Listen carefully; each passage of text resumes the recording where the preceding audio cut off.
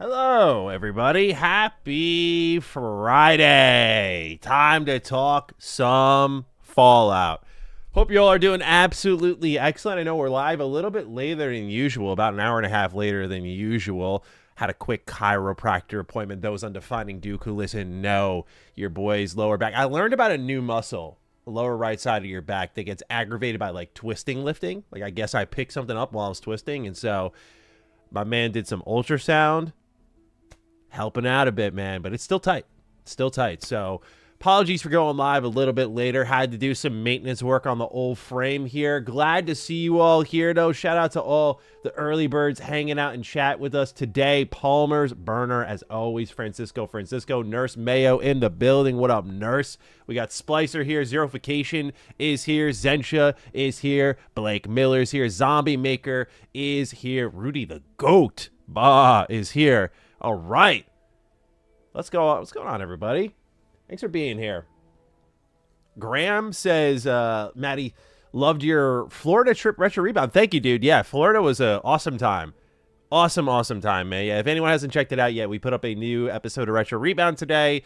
It was highlighting my game haul that's actually sitting right here next to me when I was out there. And, I mean, these were the best stores I've seen yet when it comes to exploring the United States and checking out retro game shops. Just all, I think, 5 places I showed there completely delivered. It wasn't even just like, oh, my friends, it's hype. Like, it was just, like, highly recommend if you're in the Tampa Bay, St. Pete area, check these places out in that video. Really good stuff. And I'm really happy to see the response to the video. A lot of people were like, man, with all the physical game news, like, we needed a Matty Retro Haul video. I thought that was really cool. So, yeah, check that video out if you're around the area, visiting Florida at any point. Those are some really great stores, and none of them are like your typical retro game shops. They're all so unique, man. The nerd culture in that area is great. So, yeah, just thanks for checking out the Retro Rebound stuff, but that'll be up on that channel if anyone wants to take a look at that. We'll have our next Mr. Matty video out tomorrow. We're going to return to the PlayStation Smackdown, and we'll see what the next week brings us. I know we have a massive Bethesda report we're working on. Report's not the right word. That sounds like I got inside info. We're working on a massive Bethesda breakdown. That was supposed to be this week, but then a new Fallout game leaked, and we got that big Elder Scrolls 6 update, so I jumped on both of those instead. Shout out to Dan. He's been working his ass off this week to make that happen. And so then the PlayStation video I was going to put out on like Tuesday got delayed to now Saturday, and then we're going to put out that Bethesda breakdown probably on Monday. I got to watch it back because the information is moving so fast. Like we're going to talk a lot about id today as well, but the information is moving so fast on Bethesda specifically that like there are parts of the video that were already out of date. It's been a rapid news cycle, man. So yeah, just appreciate you guys bearing with me. Do I still play Marvel Rivals? Good question, Insane Polar Bear. I have not played it in a while. I admittedly, though, I'm trying to be very opportunistic with my backlog. It'll never be enough time, but I'm in this pocket right now where I've got a couple of weeks, and so I've been playing some GTA 3, actually. I've been playing that mostly because I want to start working on my Grand Theft Auto retrospectives for this November, because if I do end up, like, skipping GTA, not even because of what happened with Code and Box, though that certainly is a motivator at this point, but just because, like I said, there's so many games I want to play this year, and like I want to see this new trailer for GTA and see how I feel after learning more about the game. Like, do I care enough? Also, after I play all these old games, do I care enough? But I want to get started on playing all those games because I've got a lot of retrospectives to work on this year. There's a lot of like OG series that are getting their due this year that I want to have Retro Rebound like ready for. So we're starting on Grand Theft Auto. So that means that some series are unfortunately being left in the dust right now. We're going to work through Metal Gear Solid 4 as well, probably this month. So I've just been focusing on that. But that means I haven't played things like multiplayer, such as Marvel Rivals, in a while, unfortunately. Oh, hey, Roberto Correa. How about this, dude? Congratulations. He says, cuddling my newborn while celebrating here, man. Congratulations. That's amazing. Thanks for being here, and enjoy. Speaking of newborns, man, we got the editor of Matty Slop, Emmett, just had a beautiful baby girl this week, so congratulations to him. Lots of newborns here in the Matty sphere. So congrats to all the new parents, man. New Soul, thank you for your super chat. Hey Matty, I want to say I'm super happy we're getting a more hardcore RPG like New Vegas, but at the same time, I've never seen this before. This is a 2-part super chat. I, as a player, like different genres, so I'm concerned we're not going to get reviving IPs like Prototype, Marvel Ultimate Alliance, etc., etc. Love your work, bro. Yeah, there's a trade-off that I don't think we'll know until more time ticks away. I think reviving IPs is actually a safer bet than newer IPs. So things that basically Xbox has been doing a lot of. Shout out to Chris the Killer for becoming a member. Appreciate you, bro.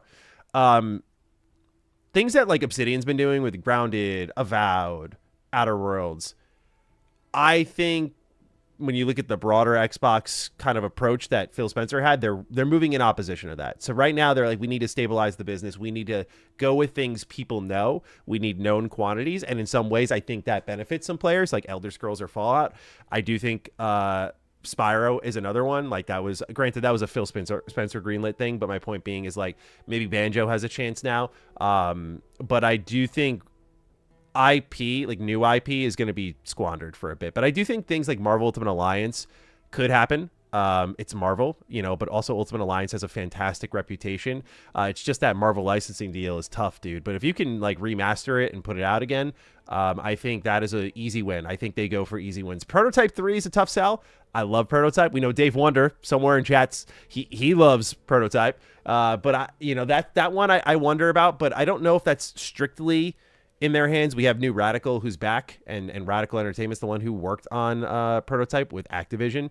So I don't think that puts the kibosh on it fully. I think Xbox wants to clearly, if they're handling a Fallout as anything to go by, is let others maybe take those IP from the vault and work on them. Same thing with their deal with Spyro, where it's technically in that Xbox vault, and then they made a deal with Toys for Bob, who went independent, and we're seeing the early optics on that are really strong, and I think people will show up to buy that. So yeah, I do think there's a chance for old stuff. New stuff, we'll see. But sometimes what's old is new, I will say. And there's a lot of stuff that Xbox has had vaulted for a while, mountains of IP that I think people would embrace over some of the new stuff that they've got recently. What Double Fine's been doing, what Compulsion's been doing, even to some extent what Obsidian's been doing with things like Avowed. Like, it's just been a push in a direction I don't think a lot of fans, I mean, just with the sales, it's not even the social media, it's just the sales, like fans haven't gotten on board with. So I think they'll go a little safe. So I don't think you got to worry too much about that. But again, time will tell. What I've been saying in all my videos is like, I don't think anyone really knows. I don't think Xbox knows. So we'll give it some time. But that's my early read. Anal Thunder's in the building. Look out. I can't believe me and other Fallout fans wanted to get Obsidian to do another Fallout game, and Asha came in and completed my dreams that easy. Yeah, that's like the weird part about all of this that I just, I don't get. And there was the rumor that Chris Avallone floated out there, and I trust Chris, where he said that Bethesda put the kibosh on what was originally a Fallout project at Obsidian. And so it started as Fallout, changed to something non-Fallout, and then went back to Fallout.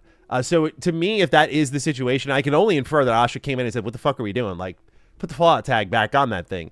But yeah, it's just like, it almost feels like the adults entered the room when it comes to Fallout. Just like, guys, stop with the beef, figure it the fuck out. Again, we've been saying this since 2021 when Bethesda was purchased by Xbox. Like, okay, you've got In Exile with Brian Fargo, you've got all that Obsidian talent, and then you've got the Fallout IP, and you've got Bethesda Game Studios. There should be endless Fallout games right now, and there's none. It looks like what they're betting on, again, based on my read of these last two Bethesda videos we've done, is Xbox is leaning a little bit more into single-player stuff. Because if they're cutting like the 76 team, if they're cutting the ESO team, I imagine they're betting bigger on creating, say, Elder Scrolls 6 as a platform, because they think that accomplishes way more as a single-player game that can then have like endless content, rather than just always kind of trying to keep 76 alive or something like that. I also don't know if 76 got as big of a pop with season 2 of the TV show as it did with the first season. But I don't have any numbers to back that up. It's just purely anecdotal. And then we got Sick Carnage Requiem. Always here in chat. Appreciate you, dude. With the latest news, my dream lineup may be a reality. Fallout 3 remastered in 2027. New Vegas remastered 2028. Elder Scrolls 6 2029, Fallout New Orleans by Obsidian in 2030, and a Fallout ISO by inXile plus Fallout 5 at Bethesda in 2032. Yeah, there could be some annualized Fallout, man. Like there is a chance. What I'm wondering, because like Schreier was talking about this a little bit. He mentioned how in his latest video about the layoffs with Xbox, how it's early days for this Obsidian project, and I'm hearing conflicting things on that, is what I would say. Is like, I don't know how closely tapped in he is on that, but obviously Schreier's a fantastic reporter, so it's not like I'm trying to pit what I hear against that. But like, if the project was already in development and it's being pivoted, you'd have to imagine, like, I mean, that obviously chips away at the timetables a lot, where you have to like now go Fallout, non-Fallout, Fallout again. How much undoing is required on, or redoing is required on certain, I imagine, art assets, UI, that sort of stuff, like environment. I don't know. Factions. We don't know like when.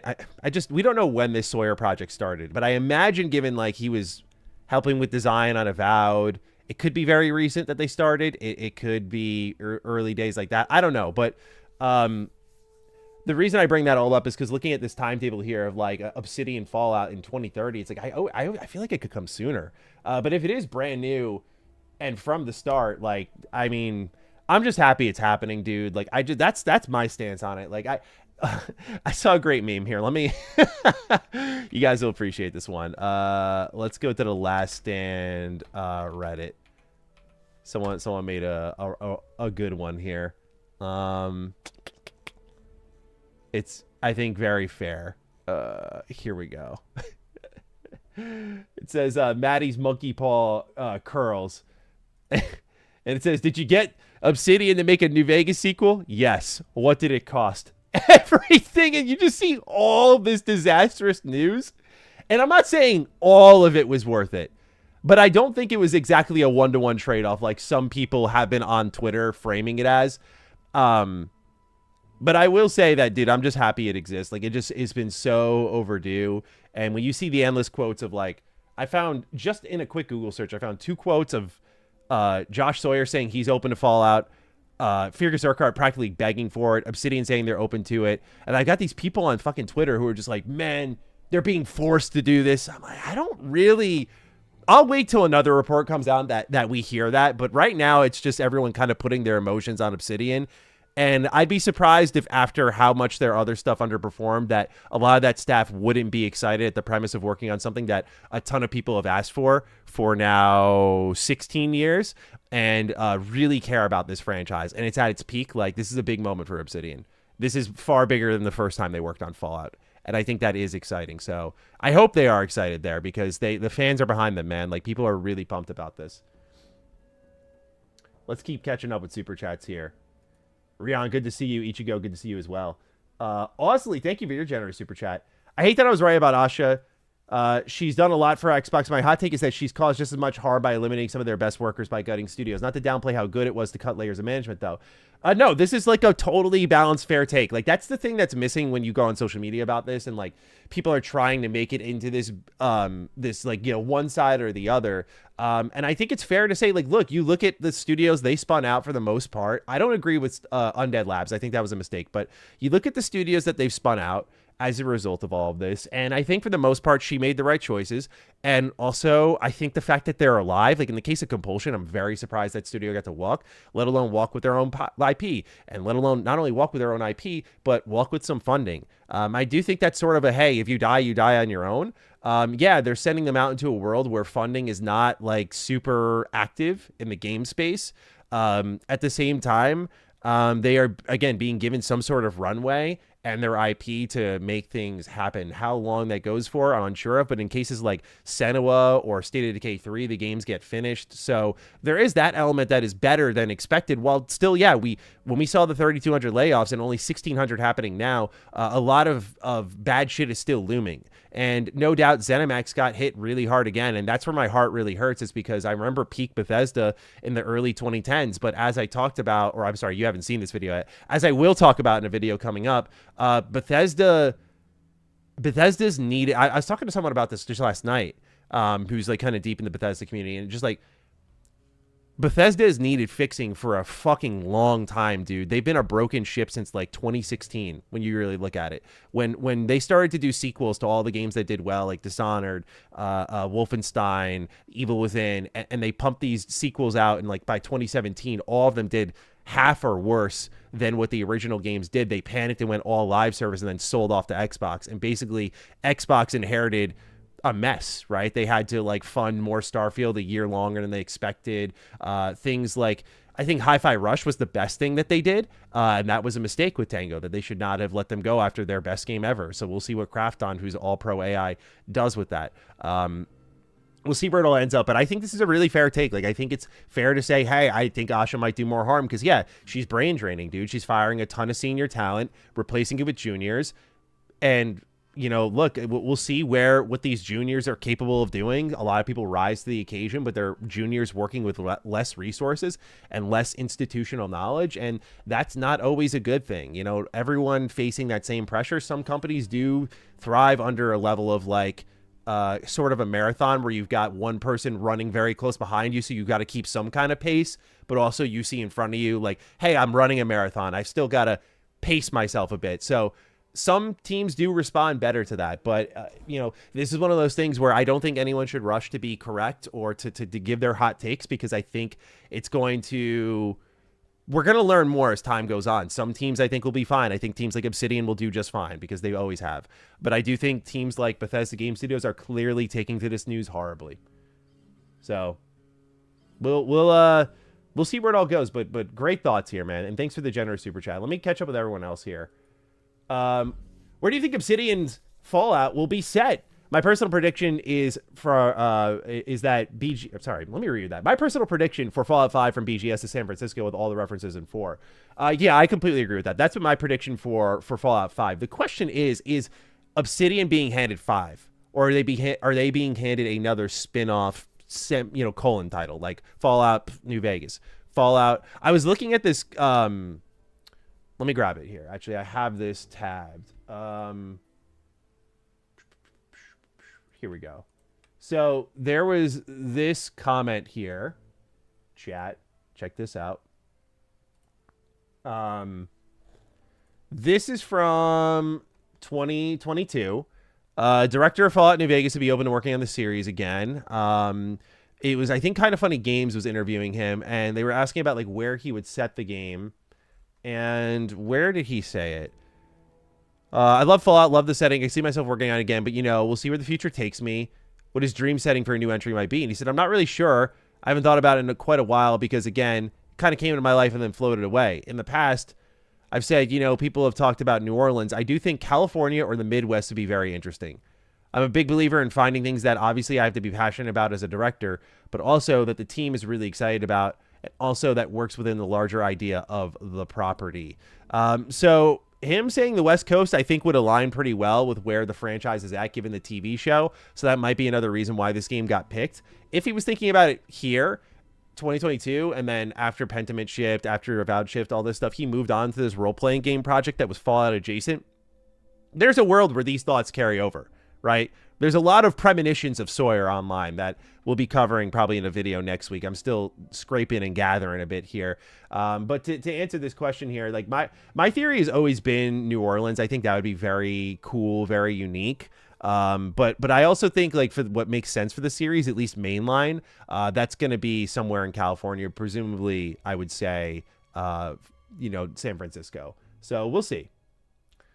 Be the Proof says, are you concerned will there be any weird attitudes from Obsidian with what they insert into the game because they wanted to be doing Avowed instead? No, I mean, a lot of the people let's address the elephant in the room. The people who had like very blatant bad attitude got fired. And there's a lot of great people at Obsidian, man. Like, I just can't emphasize that enough. Like, that's where my head's at. Like, the senior talent that's there is a lot of the same that was there for New Vegas, and that's pretty fucking good to have since, like, 2010, when people were really loving them. But a lot of the people who made things like Avowed a living hell for directors like Carrie Patel are gone now. So, to me, I think the people who do remain there shouldn't bear a lot of the consequence of that, because there are, for example, like Matthew Singh, Brandon Adler did a great job in a lot of ways with the Outer Worlds too. And so I wouldn't be too concerned about that. But obviously, famous last words. We've seen some crazy shit in the games industry, but I'm personally, if you're asking me right now, I'm not worried right now. I think a lot of people look at Avowed, and I say this to someone who doesn't like Avowed, but like you look at Avowed, it's like, oh my God, like, but it's when I look at their whole timeline of games, like to me, it's just, oh, there's one game I didn't really like. And that's across since 2004, at least for me. I know it's different for other people. A lot of people don't like the Outer Worlds 1. I loved it though. So for me, I'm not super concerned. I'd like to see Fallout 5 based in Chicago, only because I live in Illinois and I hate our state government so much. I want to see a post-apocalypse. There you go.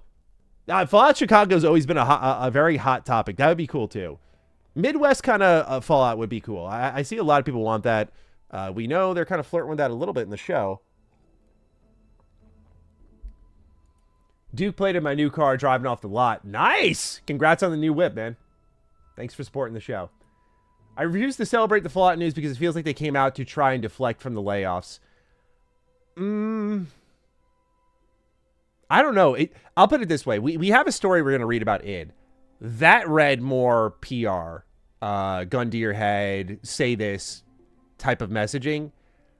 I don't view this as jingling keys, personally. We all knew this before the layoffs even happened, that they were going to focus on Fallout. All this confirms is that they're doing the obvious thing. And it just feels like people are listened to. It doesn't, I think more rational people don't think this overrules, though, like what happened with id, for example, or what happened with ZeniMax Online Studios, or the culture they're working in. Like, yeah, there's still a ton of concerns here. But I think you could do two at the same time. I think you could be like, fuck yeah, they're actually doing something I want at the same time. Let's see how the rest of this plays out. AAA is trying to hit us with a compliment sandwich. Good news at Games Fest, bad news in July, good news in Gamescom, hoping to mitigate its damage. Let's hope so, man. It feels like the good times of the streams we were having where we're like reacting to all this crazy shit that was happening, like 4 showcases of just bangers. Just feels like a distant memory, and it was like a month ago now. It's crazy, dude. It's crazy to think about. New Soul asks, are you going to do a video talking about the situation on id? I'd love to hear your thoughts on the Doom series going forward, and where does Quake fall? Yes. So there's a broader Bethesda breakdown I'm doing, and I go team by team. Our id section was one of our longest, and now it's going to be longer because of the news that broke since we recorded it. So I imagine the news will settle by next Monday when we plan to drop that. But basically, Dan sent me the project file. I think the video is already like half an hour long. And so I'm going to be injecting like more audio. We're going to make some cuts for some already outdated information. And so you'll get really extended thoughts on id. We'll talk about id today as well, by the way. They're in my kind of slop news lineup that we'll do together a little bit later in the show here. But we'll talk about id. Right now, my kind of general thoughts are it's a weird situation with how they're communicating about, oh, we're back to the same size as Doom 2016 and we're makers, and like that could be taken a multitude of ways. Like, again, gun to your head type of statement, or, hey, small teams are kind of needed in this industry a little bit more. People are looking at Expedition saying, why not just do that? And then they're getting that, and then they're complaining about it. So there's two sides to the conversation that we'll dive into for sure. But it is a big centerpiece of this conversation. So you'll definitely hear more in that video, but I'll talk about it on stream as well. Hey, Maddie, just sent in my lunch money to say, hey, thank you, Z-Bat. I saw your comment in the video about going big game hunting. I appreciate you supporting Retro Rebound as well, man. Thank you. I like this riding, your comment about a snowy environment in a Fallout game like Wasteland 3. I agree. Wasteland 3's setting was really cool. Funny enough, set in Colorado, which, of course we know, Season 3. So it's been done, and it was pretty awesome. Gent Jester made it to the live stream. Welcome, dude. Thanks for being here. It blows my mind that no one at Arcane seemingly thought to pitch a Dark Brotherhood game. Seems like an easy way to save your studio. I would agree. I have predicted that. See, the thing that with Obsidian, we'll go back to Obsidian real quick. I know this is about Arcane, but like we heard that Avowed 2 is still on track in some way. Like they're still trying to work on it, and I respect that. At the same time, if I'm Obsidian, I'm like, we really need to save this project. Turn it into an Elder Scrolls project, bro. I mean, I don't know. I hope Avowed 2 has something that I just am like not expecting, but I don't know. I think when people don't show up for your first entry, there's always a, hey, reinvest, let's see where this thing goes. But I don't know how to word this without not sounding, I don't want to sound mean, but like usually it's good and then the second entry is great. Like I think Gears of War, like Gears of War 1 was good. Gears of War 2 is fucking great. I don't know. Avowed at times is good, but its characters are just so bad. Like, I don't know. I don't know, man. Doubling down on that is, to me, questionable. So I bring this all up because they could save their project that way, the same way Arcane might be able to save a studio that way. But also there's a pride and there's an independence to it all that I do respect in the scheme of things. Like, I do respect that ultimately these teams want to go off and work on their own things and they believe in them. And I think that is powerful, and especially when it's put into like good shit that we love. Like that's usually the feeling these devs have, is like they really believe in it and they think they got something good. But yeah, a Dark Brotherhood game, I said this in one of my older videos, so I don't know if you heard that in passing either, but like, yeah, Dark Brotherhood game at Arcane was due like a fucking decade ago, when Bethesda was looking at Dishonored 2 and saying, why are we spending this much on Dishonored 2 when we spent this much on Skyrim, which was less than Dishonored 2, and we made this much off of Skyrim, which was much more than Dishonored 2. All I would have said at Arcane was like, okay, can we pitch them a Dark Brotherhood game? Cool. But I think a lot of these developers are very aware of like how quickly you can get cornered. It's like, okay, do another and do another and do another. So it's protecting independence as well. So there's a balance. I always talk about the balance of survivability and creativity. And I think we've seen a tipping point with all of that with the games industry. So yeah, I don't know. Now these companies are, again, like Obsidian, working on a Fallout game is what's keeping them afloat. I think I anticipated them getting hit way harder with layoffs. But when they were now confirmed to be working on a Fallout game, I'm like, that 25% could have easily been 50. Even though they shipped a lot of games, their last 2 of 3 games flopped, and the best success they had was a team that was like, mostly outsourced. So it was almost like, why is Obsidian useful? And so this Fallout game gives them a lot of purpose. So some places it could have been a lot worse, but yeah, I don't know. It's also turning around that pitch and not just talking about it in a Discord call and be like, hey, what if we did a Elder Scrolls game? They'd be like, okay, put together the pitch deck, put together a screenshot, concept, all that stuff. So there's a lot more that goes into it. The bigger question is Creation 2 or Creation 3 for the next Fallout game. In my opinion, if it's 2, when 3 is right there, it is a fumble. Creation Engine 2 is a bit tricky. A very tricky thing because kind of incomplete engine, and it's made modding very difficult, which is why Starfield's modding scene and creation scene is very barren, all things considered. Yes, it kind of reflects the broader product, but Starfield modding like takes twice the effort that modding for, say, Skyrim or Fallout 4 would take, and so, or Creations would take. And so I think with this next Fallout game by Obsidian, my guess is it will be Unreal Engine built. The problem with that I have is no mods, though, because we saw what happened with Oblivion Remastered. So unless there is a pending solution for that, I imagine there won't be any like modability for it. But Creation Engine 3 being passed back to Obsidian would be interesting, because they did have to learn Creation Engine 1 very quickly for New Vegas. So interesting to think about that too, right? But if this is a project already in development by Sawyer, is it going to switch engines too, or that's like restarting the project? So I feel like that would have come up. Good thoughts here, though. I would imagine no Creation Engine. That's still my guess. I do kind of worry about Bethesda going on strike during a management change when new management is not impressed with you is pretty ballsy. Yeah. Yeah, I mean, we're talking about the company that's also putting out like vigils for their coworkers and shit. So they're going all out, and I can't imagine they're like super thrilled about that. When they're like, "Hey, we need Elder Scrolls 6 to like do something." But yeah, Bethesda Game Studio sounds like it's on fire.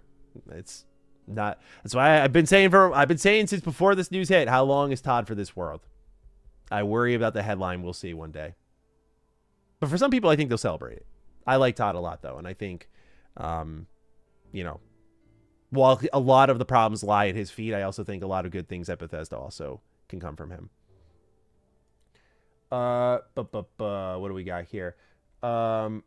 Oh, I accidentally brought up the wrong one. RPG Shactics, good to see you again. My biggest issue with Western culture as a whole is we lost the value in apprenticeship, either through layoffs or older employees quitting without teaching the young. It's what makes the Eastern so strong. This is a really great point, man. Yeah, absolutely. Taking people under your wing, teaching them the way. The problem is a lot of also, at least what we hear from like Western devs who are in senior positions and they end up managing people more than creating stuff, is they leave because they're managing people. So it's a very vicious cycle where either way it kind of loses out.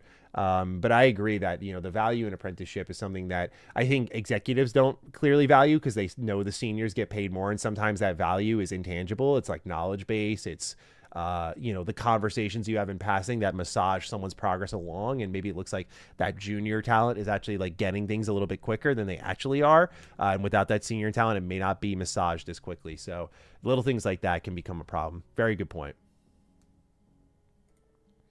I always wanted to follow, or I always wanted a Fallout game. I imagine is what this meant to say. In Texas, because I live in Texas, I always had a theory that the vault was based around a rodeo and that they'd store horses. So I'd imagine a Red Dead Fallout game. This would be cool, dude. Yeah, Fallout Texas would be awesome. Very fitting. Very like Wild West theme. Almost too fitting. I'd love this. They did have that one modding project. It disappeared, but it was called Fallout Lone Star. But I'd like a Fallout. What's it called? Matty trying to butter up Todd so he can get another interview. For real, though, it'd be a great interview. Okay, let's be clear about this. Any sort of Todd Howard interview is probably fucking dead. Like, let's be very clear about that. I've never been told that, but like, I'm also not stupid, bro. When I'm like stepping on them all last year about like fucking Shattered Space, stepping on them about Fallout Anniversary Edition, like, why the fuck would Todd show up on my show at this point? Like, I'm still gonna try. But I'm not stupid, bro. I'm sure it's cooked, but it's like, it is what it is. I'm honored that I got him once, like I never thought that would even happen. And I think it would, I've told Bethesda and I never heard back, but I was like, I think it would be in his best interest to talk with someone from the community like me, just because like, hey, like there's a lot going on, and especially now there's a lot going on. Like, how are we feeling? Let's do a little pulse check. But no dice. So yeah, I mean, it's no biggie, but maybe one day. I do have a lot of people lined up for interviews coming later this year, though, that I'm pretty jazzed for you guys to see. So stay tuned. I don't think Fallout or new Fallout was worth it. I'm sorry. You don't have to apologize. I mean, we value different things, right? Like, I mean, I value it a ton, to be clear, but I'm just saying, like, you don't value Fallout as much, maybe. Or you think what happened to id was really unfair. And so, yeah, the thing I have an issue with when it comes to id is that they kind of just, I mean, they shipped quality, and then they put their game on Game Pass day one. Doom the Dark Age didn't sell well, but a lot of people played it on Game Pass. And so because they followed what was already the Phil Spencer mandate, they got punished for it. Just seems a little weird. So I think that's the most unfair part about it. You can feel multiplayer bones in Avowed. Indeed, you can. Yeah, it's a problem. So Avowed 2 could be a little bit better if it was not just multiplayer from the start, which it seems like it isn't. Hey, Maddie, I finished Pragmata. It was amazing. Any other recommendations to fill out the year? Also, I'm Team Fallout Motown. The rich history of music, cars, the casinos could give a partial New Vegas feel as well. Good thinking. I imagine they go a little bit against New Vegas, like trying to follow up like a New Vegas 2, as people are calling it. I don't think they're going to want to do that. So I'm gonna push back against the idea of a New Vegas 2 and anything adjacent to it. I think they're going to want to do something new and fun and different. Josh Sawyer also doesn't strike me as the type of director to just run it back. That said, congrats on finishing Pragmata. That's my game of the year. I love that game. Any other recommendations? Let's think here. Lego Batman was one of my favorite games of the year. I just finished Adventures of Elliot. That's also a top 5er right now. I love that game. I just started Amori. I'd already recommend that. Recommendation, oh man, you're just like broad. Like sometimes when you guys ask for game recommendations, I'm gonna need you to like give me a genre, because like then here we go. I gotta open up my spreadsheet. Hang on. All right, game schedule. Let's see what I got here.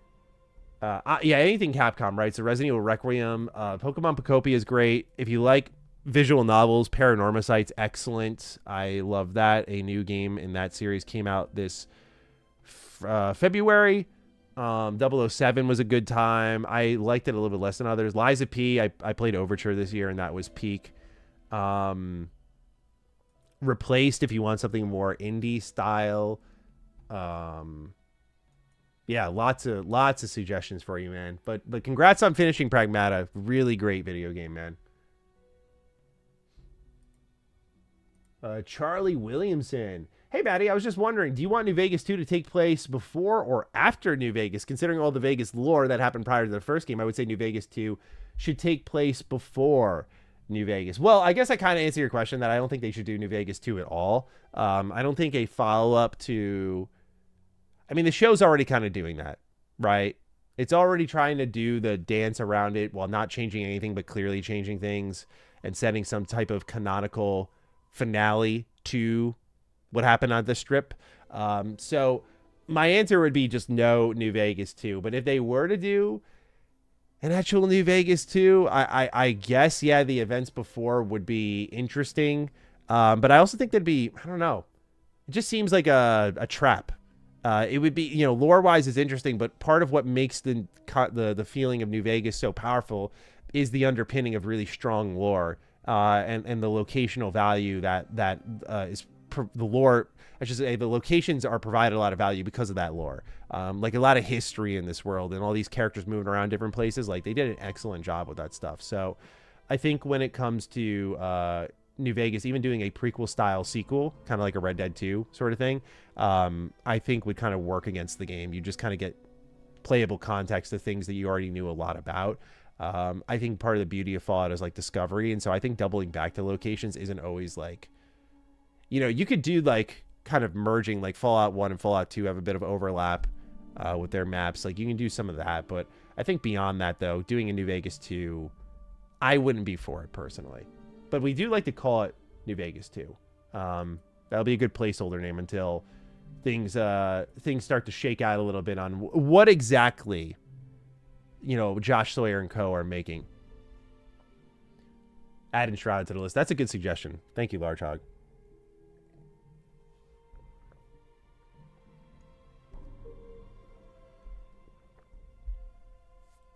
What do you say here? Unrelated to the stream, but I just seen the notification that you were streaming. Wanted to say that your older videos recently convinced me to play KOTOR for the first time. It's so peak. Paper Guy. Love to hear that. Congrats. Should throw you a party, man. That's some good shit.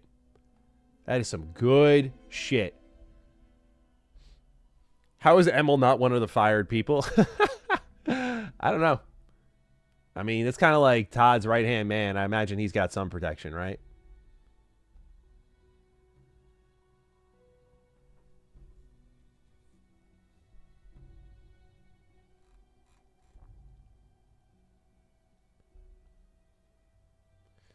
Caleb Green says, what's up, Maddie? Joining at work for a second. Haven't played New Vegas as a newer Fallout fan. Sounds like I should go for it and not wait on any remasters, huh? Or remakes. I guess, I mean, there is the rumor of a remake according to Jez Corden. I don't know, your free time. I think New Vegas is like timeless. You really should just give it a shot. See if it grabs you. I think it's an excellent video game. This last playthrough I did on my PS3 where I got the Platinum Trophy was like the first time in a while where I kind of like veered away from Fallout 3 as my GOAT for the series and went into the New Vegas direction. Just because the characters, the writing, the choices, the just it's so good. It's so excellent. The way that it all builds into the DLC, it's some of the best money and time that you can truly spend in the RPG genre. So yeah, if you're like a newer Fallout fan and you've never played it, like first off, I fucking envy you, bro. I'm sure everyone in this chat's like, please let me be you. Give it a shot though. I think you would really enjoy it. Petition for Maddie season 3 cameo. Oh man, that's so funny. Imagine that. Nah, I remember people were telling me to sign up for that reality show they were doing. I was like, oh my god, no, I have too much of a chance of being in that. And I just, oh god. I can't have my first appearance in like a Fallout franchise. Like, I dream that like one day I'll work on a Fallout game or something. And so call it prideful or whatever, egotistical even. But I cannot have my first appearance be on a reality TV show or a cameo. Yeah, I would never be invited for a cameo anyway. I'm not that important. But like, it's gotta be a video game, a story, something like that. That's where I got to get involved. New Soul says, should we expect a Black Flag remake review from you to know if it is a buy or wait for a sale? I'm a huge AC fan. Yeah, I turned down the review code for this one, man. Apologies. I know some of y'all were expecting it from me. I know I mentioned I was looking forward to it, and truly looks great, but I just kind of was like thinking to myself, hey, this is looking more and more like a traditional remake of a game I already played. I know people would be interested in my thoughts. Let me weigh that out versus, like I was talking about earlier in the show, my backlog and, you know, stuff I'm going to be playing. And I just decided to go for the backlog and kind of just gear up for what is going to be a busy review season coming up. I will say this, though, is that if you want to check out an excellent review for this game, let me give you the Homies channel. Hang on. Please check out this one right here by Lockmore. I think it's the best review out there for the game, so please check it out. He did an amazing job. Played it before launch, so give it a look. Maddie on Love Island. Oh my god. Fallout theme Love Island. Come on now. Luke, thanks for becoming a member, man. Appreciate you. He can't say he's in it already, chat. You can't. I'm a terrible liar. You'd know if I'm actually in it.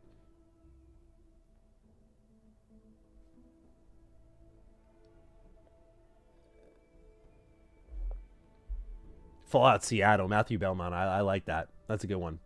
I was just in Seattle. Fallout in the Pacific Northwest would be sick. Yeah, I'd really like that. Like some type of greenery. That'd be pretty fresh. What are some of my favorite NPCs in New Vegas? Chick Nugs. Good question. Okay. Where do I begin? Obviously fantastic. He's hilarious. I'm forgetting his name. The human who thinks he's a ghoul and come fly away with me. What the hell is his name?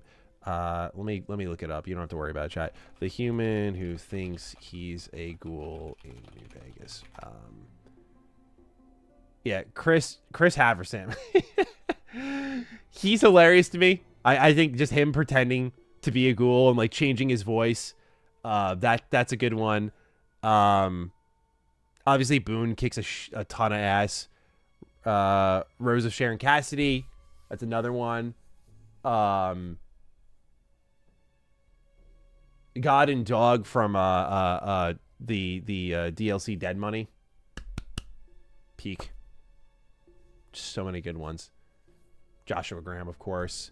Ulysses is probably top of my list. I fucking love Ulysses so much, dude. I just love how he talks in stories. He talks in metaphors. The bear. You know, like he just... So good.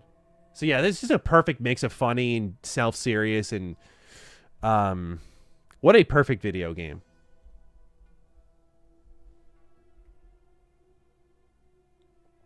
Oh, we got some super chats here. Let me catch up. I'm hoping Josh Sawyer Fallout is New Orleans or New York. Plays off that new homage. And I know New York City is a crater, but there's a lot more to New York than New York City. Would love to see it in my neck of the woods upstate. Fallout New York City would be interesting. Yeah, like you mentioned, in the lore, it's just defined as a crater. See, what's interesting about this is I'm so... This brings up a point that I'll answer what you're saying here in a second. A lot of people got a hard on about the lore when it comes to Bethesda. Any slight tweaks they've ever made, people lost it. I am really curious when Obsidian has the Fallout license and it's Josh Sawyer directing it. Any tweaks they make, what kind of reaction does that garner? I'm curious. Will the goalposts move? Not saying that people don't jump on Bethesda for the wrong reasons or anything like that. I'm just saying that I'm wondering what the reaction will be. Because if Josh Sawyer is like, well, yeah, I thought New York would just be interesting, so I kind of went for it. Would people be like, Yeah, you know what? Yeah, that's right. But if Bethesda said that, we know, with the way they handle lore, like any type of shakeup like that is handled in a pretty like, what did you just do? How could you? But as for a Fallout New York, I don't know, man.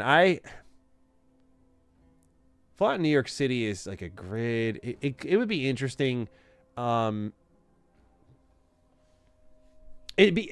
thing that they did with Fallout 4 that was really great is they did Boston and then the surrounding area, and that balanced itself out really well, because like the city of Boston is pretty tight, so they could make that a sort of concentrated area on the map and then have this surrounding locale. Like I think it's a really well designed map, all things considered.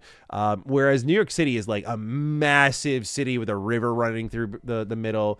And so it's just city, and more city. And I like the balance that like even New Vegas has, where it's like you're on the outskirts and you move to this central point. So yeah, I'm a little hesitant about just like a strictly city-based Fallout game.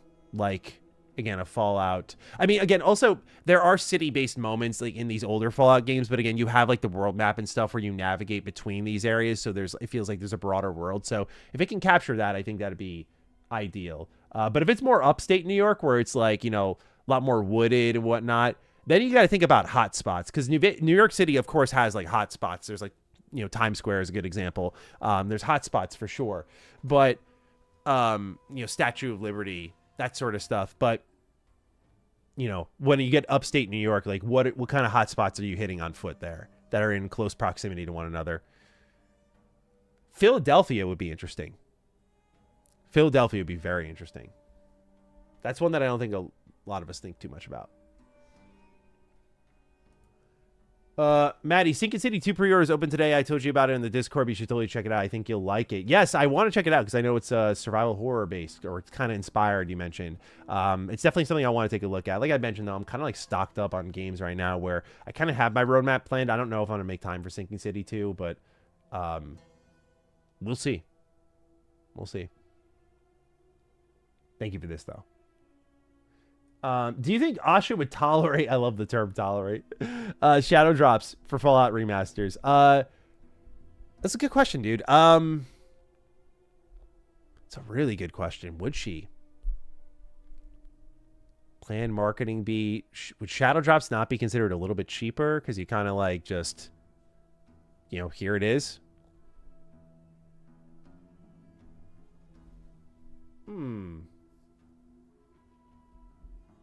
You got me thinking, dude. I feel like she is a product of the people around her, and that like whatever she's told, if like the data can back it up. And I think if you look at Oblivion Remastered, it's like, why not do it again? We see the results there. So I think she would be for it with the right games. Like a Hi-Fi Rush, maybe not, but a moment like what happened with Oblivion Remastered, something like repeatable, I think they could go for it. Hey, Maddie, big fan. Thank you. I don't know if I got another 4 years of waiting for Elder Scrolls 6 in me. I waited longer to play it since playing Skyrim than I waited for Skyrim since the day I was born. Don't say that, dude. Come on. We all feel old enough already. Come on. But I feel you, bro. Yeah, it's tough to care until it becomes very, very real. It's the same thing with GTA 6, but arguably way fucking worse. Not even arguably, it is way fucking worse. It's really tough to care. It's unbelievable how long it's gone on for. By the way, I know I missed a couple of super chats. I'll swing back to them in a little bit. I'm trying to get what's in the software here before it runs out. Fallout in Canada could be a beautiful setting. Yeah, that would be interesting as well. Fallout Canada would be kind of neat because of like where the show's exploring like that kind of Operation Anchorage stuff. I'd like some Fallout Canada. So that's a good pick there. Fallout New York, but it fell to communism before the bombs dropped. Also, could I send a copy of Coliseum Road to Freedom? Also, I could send you a copy of Coliseum Road to Freedom when I get back. You don't have to send me a copy, bro. I appreciate it. My collection, like, I'm trying to make very, like, smart editions. Like, I talked about this in Retro Rebound. Like, this is considered a very small haul for me. It's just 6 games. And 2 of these, like, if you watched my... What video did I have the sponsorship in? I had a Whatnot sponsorship recently, and, like, these 2 came with that when I bought the games on that site. So I really only bought 4 games that I was on my trip, and these are all games that I have played or will play, like Alien Isolation and Path of Radiance. I will play, so I kind of wanted to have them in the collection. Something like Coliseum Road to Freedom is like deeper down the line when I've gone through a decent amount of my backlog. But I like your idea of fall into communism in New York. Why the fuck not? Maddie, what's your go-to radio station in GTA 3? Also, I swear the games get better immediately afterwards. 3 is revolutionary, but very dated. It is extremely dated. You should have seen me raging out the lock. My go-to radio station's Lips. There's that track Forever by Lucy. And I sent it to Dan, and he's like, yeah, this is original music. I'm like, wait, what? He's like, yeah, they like had a ton of original music for GTA 3. That shit blew my mind. So that's been like carrying the mood. But GTA 3 is a tough play, and I'm not playing the definitive edition. I'm playing the original for what it's worth. But Lips has been my go-to when I'm driving around. I love Lips. I love Lips. We need to keep in mind that this isn't the same obsidian we have in New Vegas. New Vegas elaborated on 3. How will they be from scratch? Well, I like that you took a different approach. You know? I do appreciate that. Most people say it's not the same obsidian as in different staff. And you might be saying that here, but at least you're talking about from scratch versus inheriting something like a whole system from Fallout 3. But I'll just say this. Outer Worlds 2 is sitting right there. And I don't know if Sawyer inherited anything. I don't know. But the Outer Worlds 2 is sitting right there. And that design is very, very close to New Vegas. Not saying it's as good as New Vegas, but the systems are there. So you have the systems and you got the talent. I think it's fine. We'll see. To piggyback on my last comment, they could go to Niagara Falls or Thousand Islands. You have the falls, the TI Bridge as landmarks. It could allow you into Canada as a DLC maybe, or it could be sort of that like, if we're thinking about it the same way we were talking about like, you know, the central city and the surrounding area, it's like that line between, you know, New York and Canada, like, or sorry, New York and Niagara Falls, like how you have Niagara Falls in like 2 areas in Canada and New York. Like that'd be kind of sick too, to explore that. I can enjoy that. What would they turn the Niagara Falls into though? If you're like post-apocalyptic, like obviously a power source, you have to think like they put some windmills down or some water mills down and they're churning power off of it. What are they powering though? It's an interesting thought exercise. How do you feel about the Half-Life X / Half-Life 3 stuff? Dude, I don't know. My predictions have been so fucking wrong about that. It felt like it was time because of all the rumors. There's been so many leaks. I was like, oh, certainly with the Steam Machine. Certainly when the news is getting bad about the Steam Machine, this is a good way to smooth it over. And it just like nothing. Nothing at all. How do I feel? I'm just like, one day, I hope this poor fan base is suffering though. Do you think Fallout 3 Remaster was canceled for New Vegas 2? No, definitely not. I don't think any remasters would be canceled at this point. According to Jeff Gerstmann, he said he saw Fallout 3 Remaster in motion, and it's pretty far along. So I don't think it was canceled, and I imagine because of the easy money that it is. Nuclear Falls is a good idea. I like this. Nuclear Falls, that's a sick idea. Anyway, back to this question here. I think it's just easy money like that. This and a Fallout New Vegas remaster, and then you got to get a little deeper. Are we going to remake 1 and 2? Those become questions after this, and I think that the roadmap is clear now for 3 New Vegas remaster. Take the layups since you established the formula with Oblivion, so take the layups with 3 in New Vegas, and obviously keep churning on with like new mainline stuff or spin-off stuff, whatever it may be. So. Yeah, new Fallout 3 remaster, I think it's safe. I wouldn't worry about that. I think that is good to go. And what were there rumors that it could be launching even this year? I think Jeff Gerstmann was saying, but like he's not sure if it got delayed into next year. But that was far enough along where, it was Juicehead who was saying he heard it was going to be like a shadow drop for Bombs Drop Day. But I think with GTA 6 that probably went out the window. It's going to go out next year instead. So we got something to look forward to for sure. That's close by. That much seems to be certain. I wouldn't worry too much about it disappearing.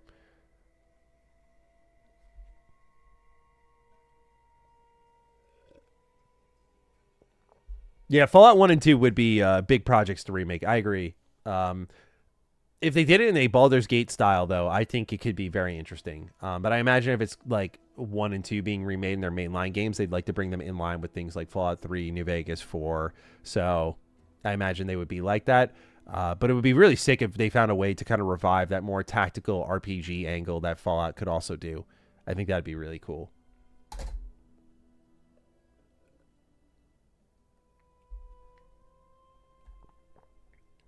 Currently playing Fallout 1. It's rough. You should get the, what's the name of the mod that brings all the Fallout 2 quality of life enhancements into Fallout 1? Hold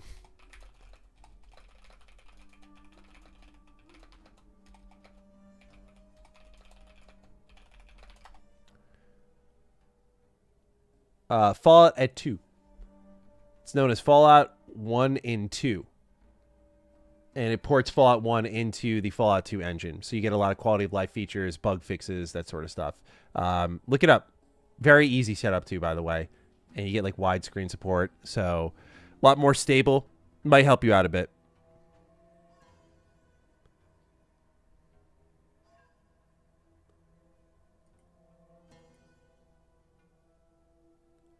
What about In Exile After Clockwork, though? Yeah, I mean, In Exile After Clockwork would be an interesting conversation because I'm really uncertain what their future is in all of this. I imagine they'd be also a great pick for a new Fallout game.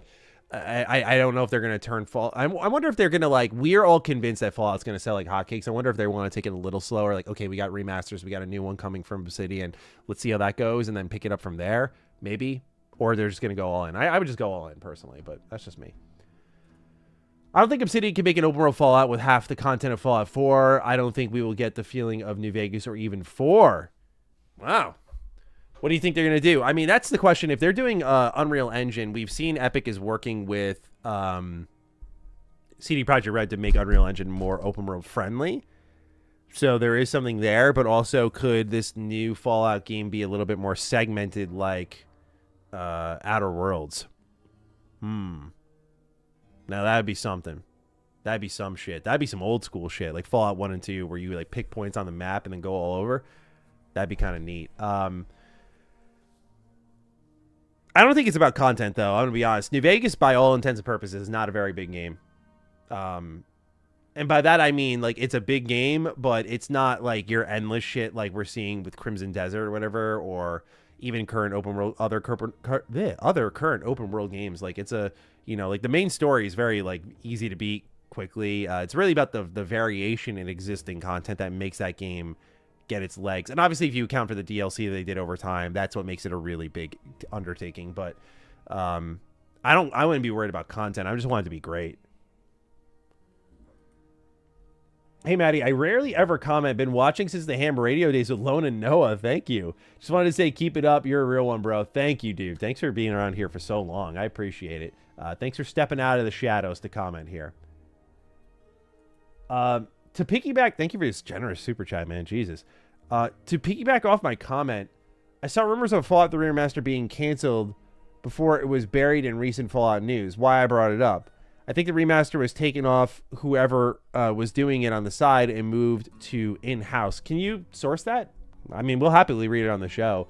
I feel like that would be getting around if it actually got canceled or moved in some way. But yeah, I mean, it depends if it like stalled out or something. I'm surprised that we were even hearing rumors that it would come out this year because I assumed that Virtuos would be handling it. But Virtuos moving on from like the Fallout 3 remaster, or sorry, from the Oblivion remaster right to the Fallout 3 remaster, and just like, just getting shot out of a cannon, and like this new remaster is ready in 2 years, then like that'd be a pleasant surprise, I think, because it means that New Vegas remaster wouldn't be that far behind either. But I'd love to just get a little bit of additional sourcing on this, just so that we know. But I don't think, in general, going back to your question, like that we have to worry about any sort of Fallout remasters getting canceled. I think we're good on that.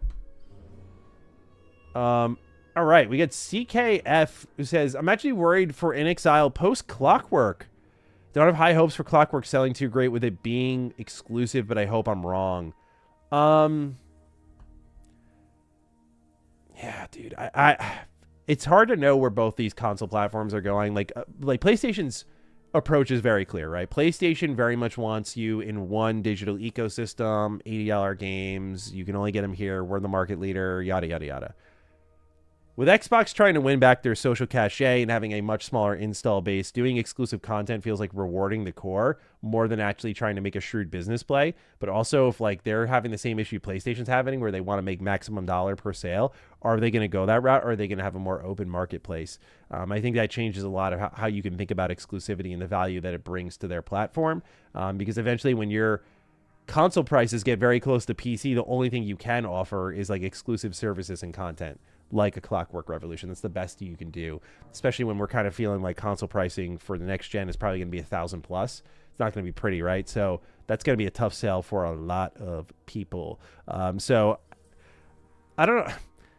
Right now, like Clockwork's such an anomaly to me because I don't get why it hasn't had buzz for a while. I think it deserves it. Like, it has buzz in our community for sure because we love these types of games. But like otherwise, people are just kind of, I think, glancing over it. It frustrates the fuck out of me. I'm like, this game looks incredible. And just knowing the pedigree, it should be getting the same buzz that like I think a Baldur's Gate 3 did, where it's like, oh, this team with this choice pedigree is now doing this type of game. Look out. But it just hasn't. So until people play it and start talking about it, I think it'll be a beneficiary of word of mouth. But yeah, with exclusivity, is that really going to work out? So I'm not worried yet, but I could see this being a slippery slope for sure. I feel contractors will only make Bethesda worse than they already are. I don't have faith in their future. Oh.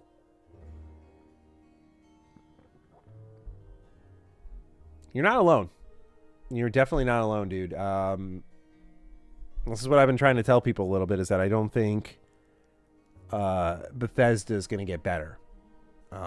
It didn't seem like... I mean... They needed their staff reduced from a fan point of view because they were doing their best games and they were like a quarter of their size. I mean, it seems like a lot of the staff that was reduced outside of the TES 6 staff was the Fallout 76 crew and the Blades crew and the Starfield crew. You know, the shit that I think a lot of people don't care about, with all due respect, versus Elder Scrolls 6, where it's like, why are you guys gutting that team? That's like where you should be investing the largest in, but that's where like the cost cutting becomes very real. And so, yeah, when you're supplying, you know, instead of someone who's done character art at Bethesda Game Studios for 27 years, you're giving it to some random outsourced contractor who has like, oh, this would be a cool project. Yeah. Instead of like someone who's got like very clear vested interest and passion. I don't think that's going to help them out at all, but we'll see. Diego, thank you for your super chat. Hey, Matty, long-time viewer, first-time commentator. Thank you. I have an artesian wall and water pressure is lousy. Any suggestions? What? I have an artesian well and the water pressure is lousy. What? Call a plumber. That's what I'd say. I don't fucking know. I appreciate you asking me though. But best of luck with your well. And if I'm missing the joke here, you can call me an idiot. All right, Lumbow. Thank you for your super chat. If Xbox wants Fallout content fast, they need to take a look at Fallout London and Miami and make them DLC for Fallout 4 or something. I don't think it works that way, man, unfortunately. You know, I do think there's a route where Bethesda wants to make the DLC content, the creation content official DLC. But I do feel like they're almost protected by the fact that like they're letting the fans do it, and when it becomes official content, like it becomes a bigger problem for them.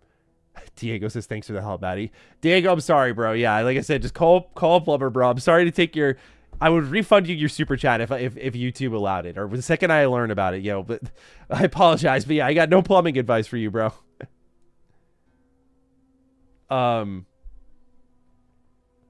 Anyway, wait, someone said in chat he's saying you have a creative drought. Diego, if you want to clarify for me, like, if you're trying to say it's a creative drought, you got to say that. I don't know. If I'm misunderstanding it, you just let me know. But I just don't want to leave you hanging here. Because your super chat was one of the most strange things I've seen. Anyway, Lumbao, when it comes to getting big mods like this onto the platform, I'm sure it's something Bethesda's looking at, but there's so many deeper things under the hood that things like Creation Engine 2, like, it accounts for a certain amount of like references, and already, like, for example, Starfield takes up a certain amount, the DLC takes up a certain amount, and all these modders are fighting over a certain amount of space. And when you guarantee more space being taken up, it affects those creations as well. So it's a little bit messier and less simpler than I think a lot of people understand. But I do want to see Bethesda make these creations more official. So I think it's something they're going to look into as time goes on. But right now, I wonder what they're feeling from like a creator's platform, looking at what happened to Bethesda Game Studios. And like, it seems Asha wants Elder Scrolls 6 to be a platform, but what about Fallout and whatnot? So this guy says, sounds like I just need a plumber. All right, Diego. Good luck, bro. Wishing you the very best. Thank you for your support long term. I'm sorry about your well and water pressure issues. And just, yeah, I would definitely call a plumber, man. Certainly that's what I would do, because I am not equipped for the task. But you might be more gifted than me. You might already know how to do all that stuff. But for me, if the water pressure got low, we call a plumber. They check out the well, see what's going on, check out the water heater, see what's going on there. And so that, or go to YouTube if you're confident in your skills. Go to YouTube, see what kind of DIY solutions you can get if money is tight. Those would be my 2 suggestions. The inner machinations of Diego's mind are an enigma. Definitely need an expert's advice. Yes, I'm glad you came here to the Fallout stream for your expert advice. Oh, man. I'm cooking with this plumbing advice. Anyone want any more? You could line up and pay me to tell you about how to plumb your house. I could tell you about your electricity. Go ahead. I'm MrMattyPlays. That sounded horrible, but yeah, you get the point. Meatball says my wife takes care of all that stuff in the house. She wears the pants. I respect it. There's nothing wrong with that. My wife's a doer as well, man. She just gets shit done. She's very good at that. If I let you crack, will I get... Yo, dude, you guys gotta chill.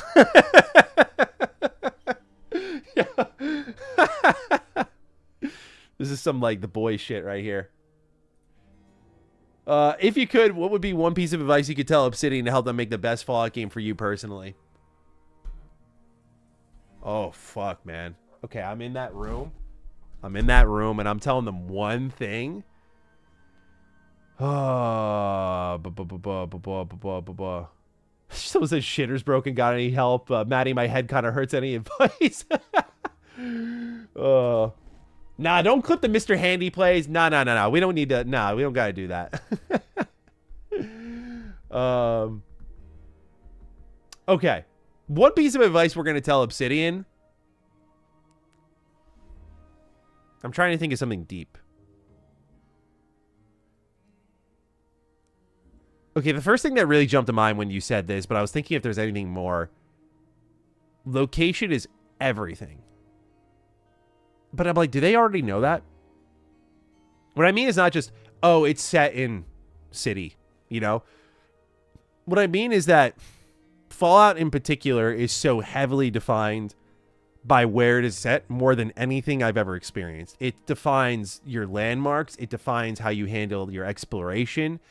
It defines the characters and how they stem from these things. It defines the wonder and imagination that you're allowed to explore. If your setting's not picked properly, then it's really tough to like look at certain parts of the world that we're all kind of collectively generally familiar with and see how the war had transformed all of that, how the apocalypse had transformed it, how the mutants who had lived there had transformed or whatever. The setting defines everything. It defines the history of the world. It defines how these characters communicate with one another. It defines the impact of the choice.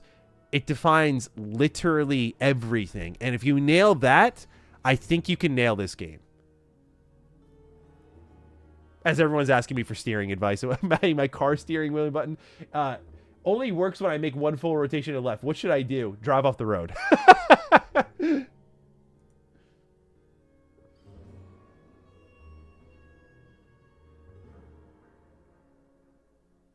Oh, no. Hey, Maddie, sometimes viewers and sometimes commentator. I heard that Halo might move under Activision. Could that happen? What may that look like? I think it would look. I don't know, bro. Like we just had this report come out from Rebs Gaming, and we'll probably talk about it for a slot video. But the leadership there is fucking awful. But also the leadership at Activision was fucking awful from what we heard. So what gives? Like, I don't know if it gets better, but certainly anywhere is better than here. I don't know if Halo just needs more entries like a Call of Duty gets, you know? I feel like Halo needs people who care. Just like at the top, I mean, like the executives, the leadership positions, people who genuinely care. Like, if what I watched in Reb's videos today is to be believed, like Pierre Hint sounds like a fucking dick, dude. Like, it just, no one would want to work for this guy. So yeah, like I feel like, what could that look like though? Probably a more frequent output, probably more streamlined. Could it be more casual? Possibly. But I could see a world where they bring all their first-person shooting in line with like what Activision's doing and kind of let that be an FPS house. But we'll see. It's an interesting rumor for sure. It's like, if you want more Halo, you'll get it.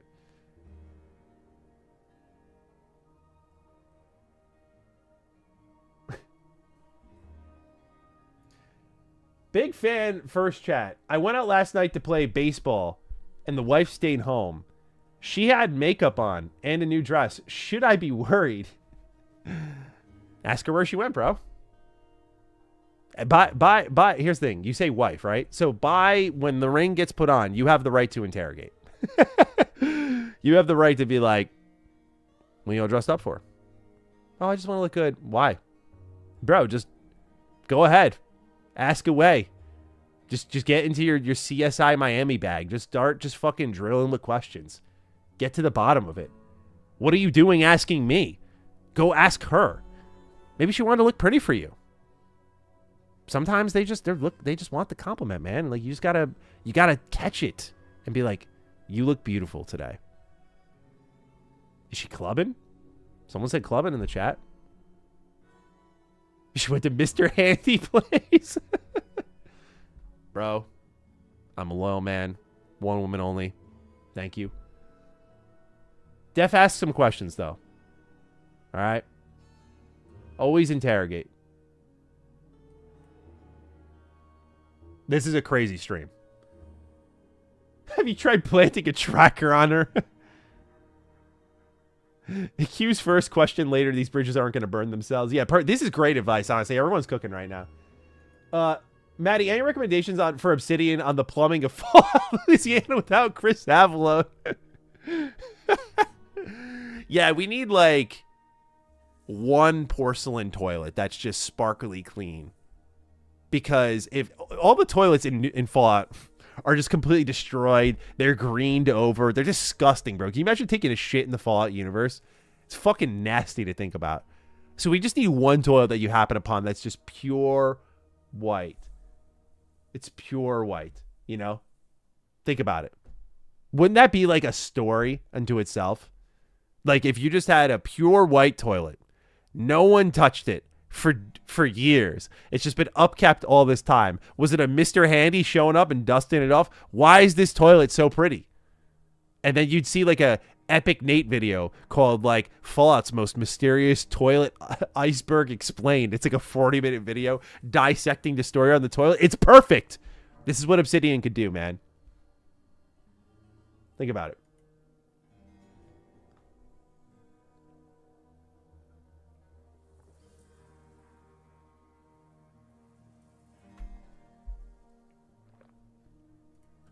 Oh my god. Hey Maddie, are you gonna run an Elder Scrolls 6 anonymous group post-launch? I'm going to need some serious emotional support. Also, my cat won't sleep. Someone told me my okay. Oh my god, bro. Oh. Please treat your animals with respect, man. I'm an animal lover here. Please do not. ES6 anonymous group. Yeah, if you guys need some support, we'll be here on stream. Thanks for stopping by, Sean.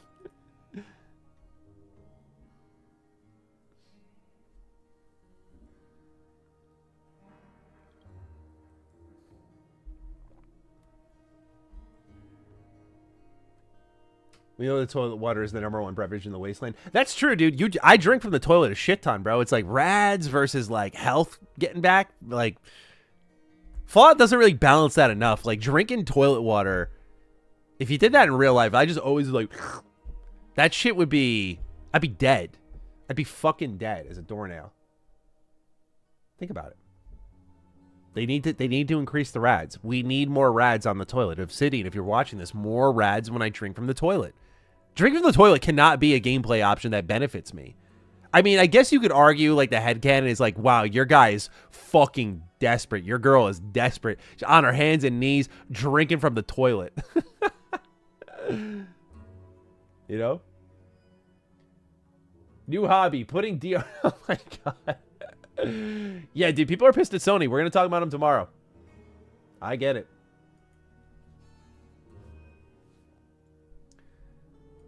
If they're real ones, they go to Fallout China. Fallout overseas would be interesting. Fallout London certainly proved me wrong that I didn't think Fallout could be done outside of the US, but like that was a really well executed project. I love that game.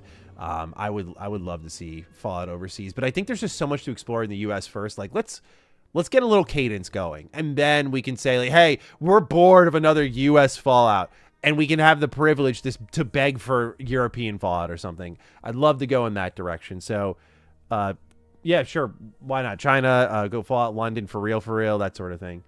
Oh, my God.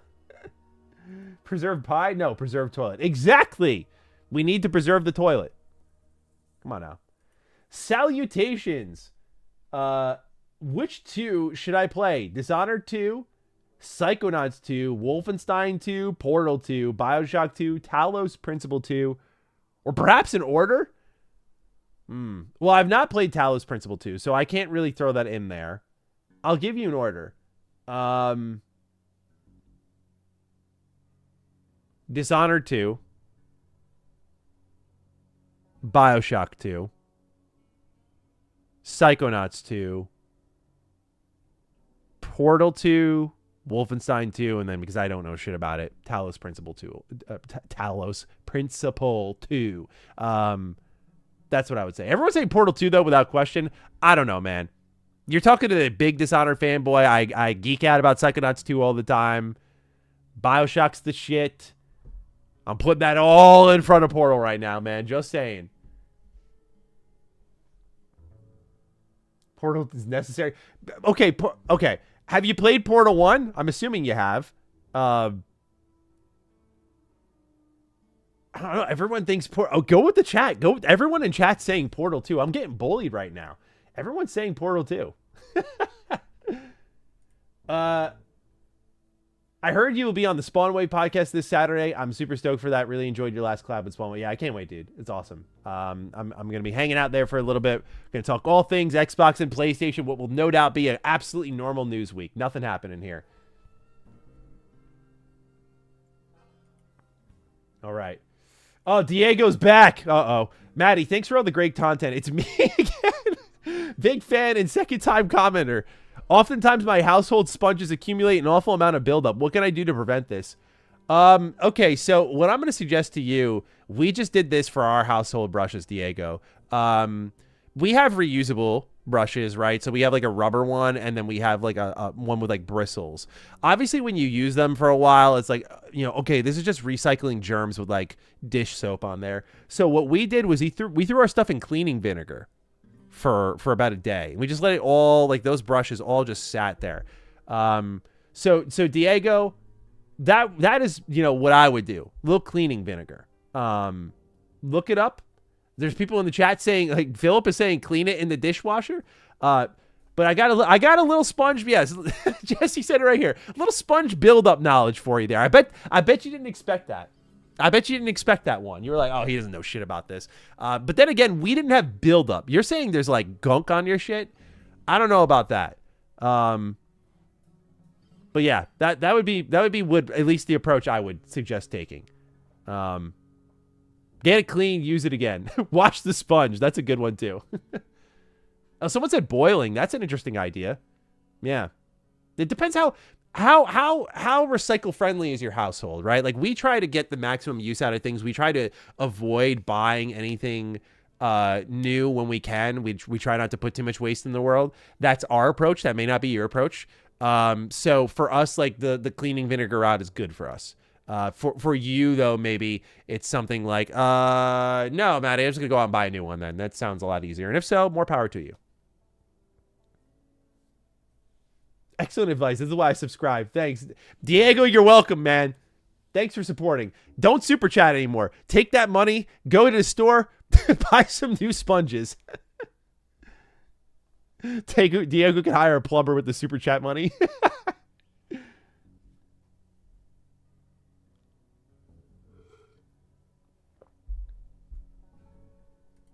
Maddie, opinion on Fergus Urquhart's leadership? Okay, so I would say, I mean, the guy knows how to get his team to ship games. He knows how to get his team motivated, clearly. I mean, he provides good creative freedom. Yeah, man, like, I guess the only critique I have is maybe that it seems like with the leadership group there, you know, they worked in their interests in a lot of ways. Like, Outer Worlds 2 made sense. Grounded 2 makes sense, even if I didn't expect that at all last year. Avowed 2 feels a little bit of like a flimsy choice, unless they were kind of sold a bit of a hey, we're gonna reuse everything from the first game. We're gonna build a new one. It's single player from the ground up. It's gonna go a lot quicker. The budget's gonna be like much tighter this go around. So let's like try again, but it'll be for like half the price of what we originally did for the first game because of all those years. Maybe that's how you sold on it. If so, I do think that's a commendable choice in that, you know, as a person. But I would say as a player, I look at that and go like, why would you do that? But he also, I think, was never afraid to say what he wanted. He said for years he wants a new Fallout game for him to make before he dies. Like he said that was important to him. So I do respect Fergus. I like him. I've got right now no reason to have beef with how he handles things. Top 4 movies. Also, did you hear Akira re-releases soon? I did not hear about this. Top 4 movies. It's a Wonderful Life, number 1. Favorite movie of all time. I was about to give you guys some troll answers, but I was like, everyone knows I haven't seen enough movies where maybe I shouldn't. I was about to be like the Simpsons movie, the Lego movie. Lego movie is peak though. But yeah, It's a Wonderful Life.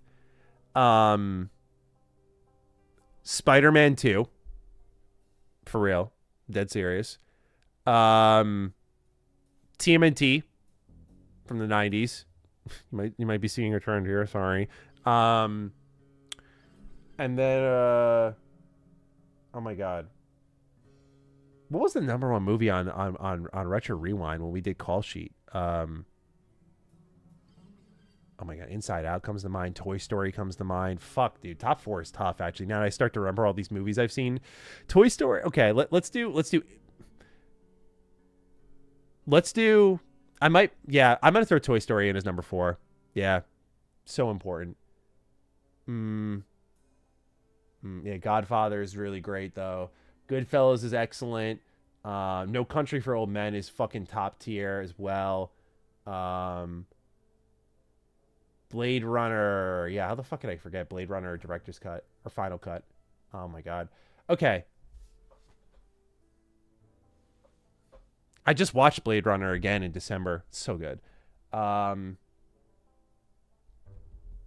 Let's see here. Yeah, okay, so we're going to go It's a Wonderful Life, Blade Runner final cut, Spider-Man 2, Toy Story. I think those have all been like really impactful for me. Didn't you really like The Matrix? I did like The Matrix a lot. I thought Matrix was great. Top 4 is tough, man. Top 4 is tough. Lord of the Rings. Yeah, Lord of the Rings. Like, it's just so hard. There's been so many great movies. Mr. Handy Jobs. Do you want the next Fallout game to focus on classic factions like the Brotherhood or NCR or brand new factions? Also, best mixed juice. I like to throw together a little cranberry with a little orange juice. I've always enjoyed that. My hot take is like getting away from Brotherhood of Steel. I'm kind of tired of the Brotherhood of Steel. You know, between the show and these Bethesda-led Fallout games, like, it is the Brotherhood boners got to go is what I call it. I would like something a little bit new or remixing or interesting evolutions, spin-offs of these factions, that kind of stuff would be really awesome to see. I think we've established, like, okay, Brotherhood Steel, face of the franchise, got it. But making the whole story about them, I love what New Vegas did by putting them as like the outcasts and they're kind of like beaten down. I think that's interesting. So I'd like to see a little less Brotherhood. That would be my ultimate takeaway, and I'd like to see some new factions in its place. That stuff just gets me really going. But yeah, Brotherhood of Steel has been overused.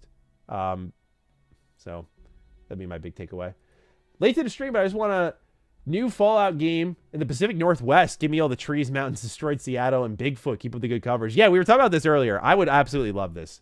Thank you for support, dude. I think Pacific Northwest Fallout would be cool.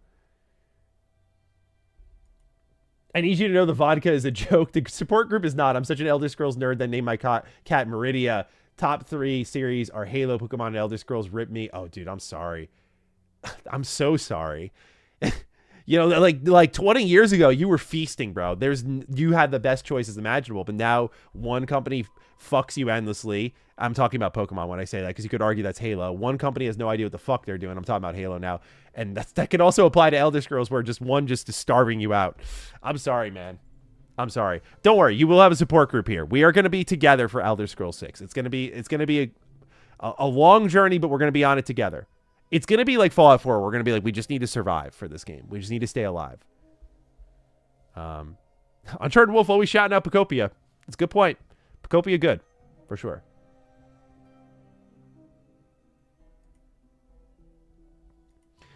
I think the allegations against the Halo Studios art director by Rebs are garbage. If I know someone is fit for a job because we've worked together, why would I risk just an unknown applicant?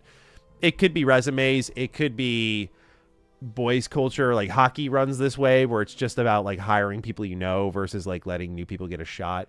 Not justifying it, but I'm just saying like it's worth considering, especially with all the it's one of those things where, by all the other information being seemingly true and corroborated publicly, this doesn't look as good as like an isolated incident where it's like, why wouldn't he? You know, especially if people are jumping the line. And also the key point in the art director story is not that this guy hired his friends. I think the key point is that Glenn Israel lost his position because it was no longer needed, and then immediately after, someone took his position with his title. So it was clearly needed.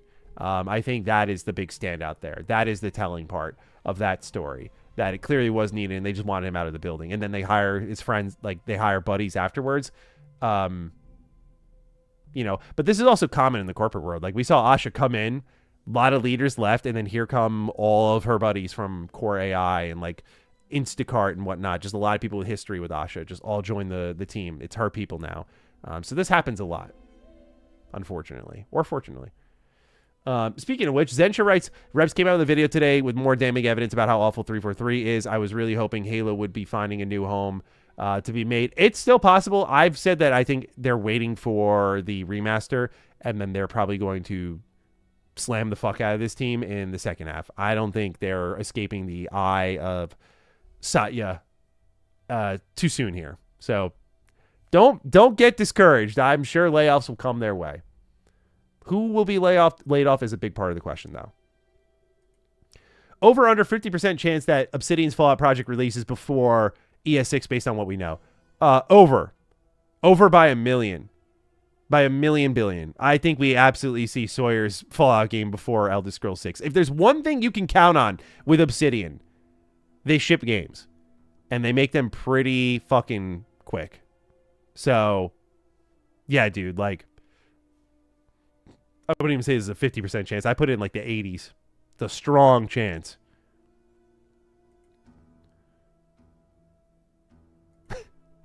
Hey, Maddie, I killed a spider the size of my hand on my beautiful white wall of my place. Scared to pick it up off the wall. It's been 2 weeks. How to cope? Well, Super Chatting's not helping you, man. Go clean up your mess. Thoughts on Zach Krager's new Resident Evil movie? I'm not really... It doesn't really look Resident Evil-ish to me, personally.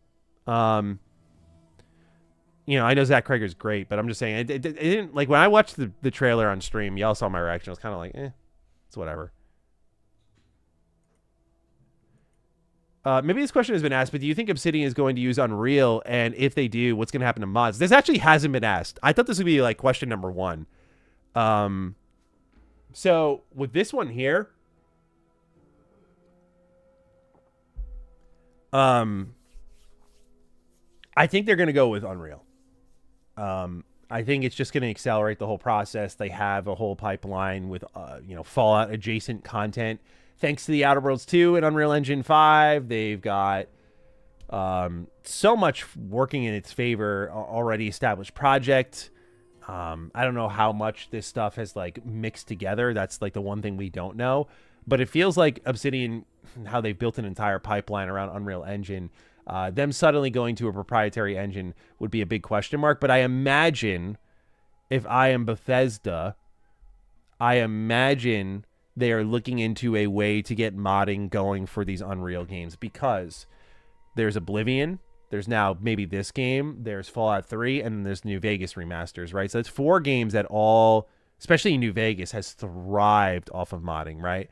And so I feel like they would want to find a way to at least enable creations for that platform, those platforms. So I think they will try to find a way. I don't know how they'll do it. I don't know if they could ever do it. But I think it's something they're at least going to try to figure out, because it's not just like a one and done. It's like all these games becoming storefronts, just like Skyrim did and Fallout 4 did and Starfield did and Elder Scrolls 6 will be the case, I think, for these other games. I'd be surprised if they just kind of wanted to sell them one and done remasters, and that would be that. So that's just my 2 cents on it.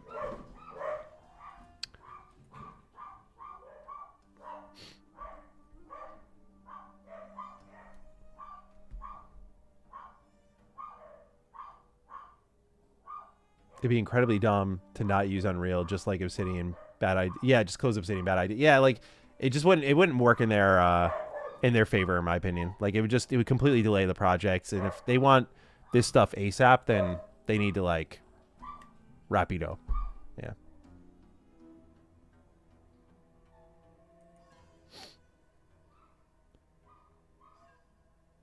Yeah, you guys can hear the dogs in the background. They're so loud.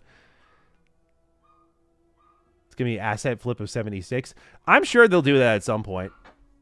I wouldn't hate it if it's just like a single player thing.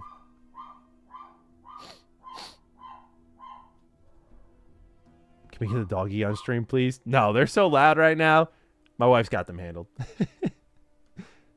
Maybe if I leave the room. Rufus always seems to make his stream cameo when I leave the room. I never know he even does it. I don't have those sources for obvious reasons, but I did note the wording around the latest Fallout news. Fallout news didn't dismiss the possibility of cancellations happening weeks before the showcase. It's a believable rabbit hole. Okay, got you, Vanguard. Okay, totally understand then. But yeah, my take then would still remain. I don't think these Fallout remasters are going to be canceled. Thank you for supporting the stream so much with these super chats, by the way. But yeah, I think your remasters are safe. Personally, could be wrong, but I mean, it'd be such a backwards cancellation.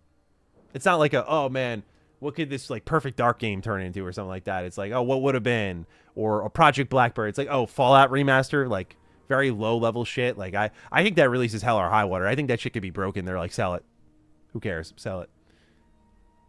JJHQ, yeah, I have done a setup tour. You can find it's on Retro Rebound. It's called I think it's like showing off my entire game collection or something like that. But yeah, you can see kind of like all these shelves here, and you can kind of see a little bit in the background of like all my different shit in here. You don't get like this stuff isn't there, I don't think, but yeah, it's what's it called? It's a pretty good showing of what I got going on here. I haven't changed it much since I moved in. In future Fallout games, what kind of mutated animals would you like to see, chat? Ooh, man, what animals haven't been touched yet? I'm trying to think. It has to be unique to the location, right? So, I mean, let's go down this rabbit hole a little bit. What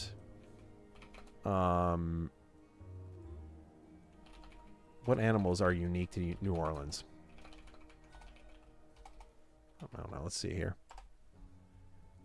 Alligators, snapping turtles, yeah. Birds like the great heron, that'd be cool too.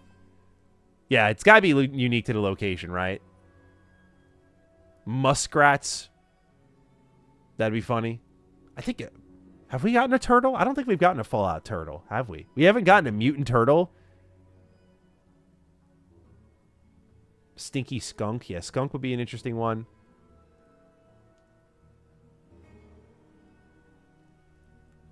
Yeah, it's got to be some type of, like, aquatic thing. Like, we haven't done alligators, right? Fallout doesn't have alligators. Does Fallout have alligators? Gator claw. Oh, yeah. It's an alligator hybrid. Interesting.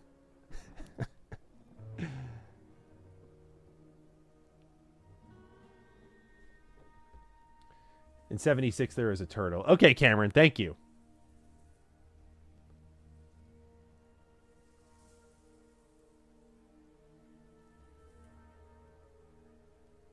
Yeah, that makes sense because if they took away mods, that would be a big hit creator store-wise. Yeah, it's just a lot of revenue, right? I'm not like...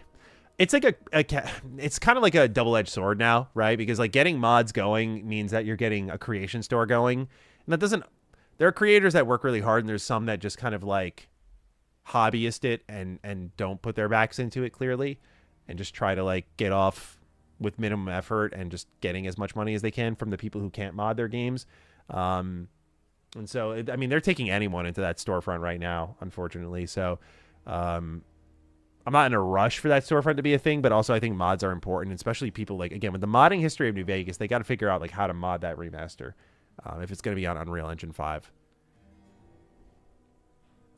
Diego again. Hi, Maddie. It's me, Diego. Third time commenter.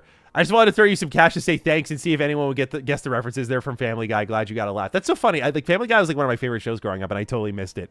Thank you, Diego, for being a great sport, man. That was hilarious. You totally flipped the chat on its head, man. So thanks for being here. We appreciate you.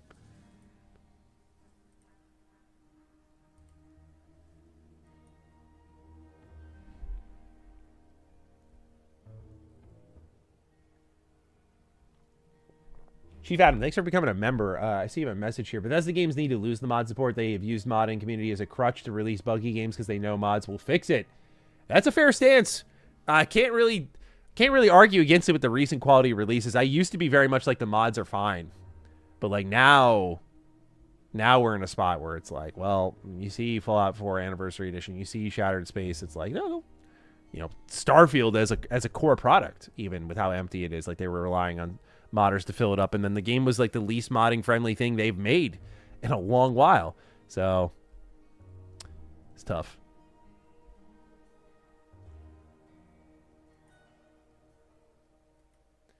Mets game delayed because Red Sox are stuck at O'Hara. Oh, they're stuck in an airport? Damn, that sucks. Oh, man.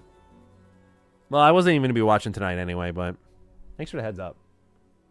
These damn Mets. Mets are Metsing and causing game delays now. On the topic of Obsidian's engine, they're working with BGS, right? It explained a lot if that teamwork is about catching Obsidian up on Creation Engine. The feel and the mods are incredibly huge, right? You know, I never considered that angle. That Bethesda is helping.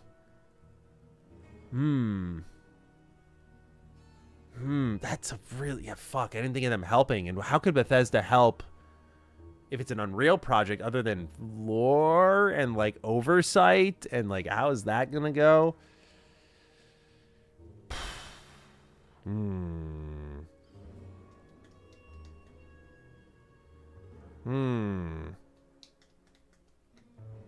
We really need an inside report on that. I need to know what engine this shit's on. I feel like there's great arguments for both sides. We can make a whole video debating this. I'm so interested in what engine they're using, because it does change so much about the state of the game. Because it's a project that's already in development, though, it has to already be on like Unreal. Has to be.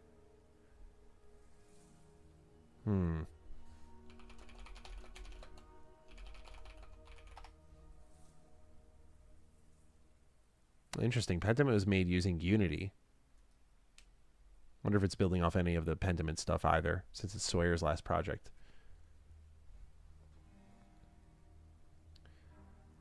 I want an inside report as well, Personal Melon, like big time. I just want to know what the fuck's going on. Thank you, Justin, for super chatting. What is your most prized gaming possession?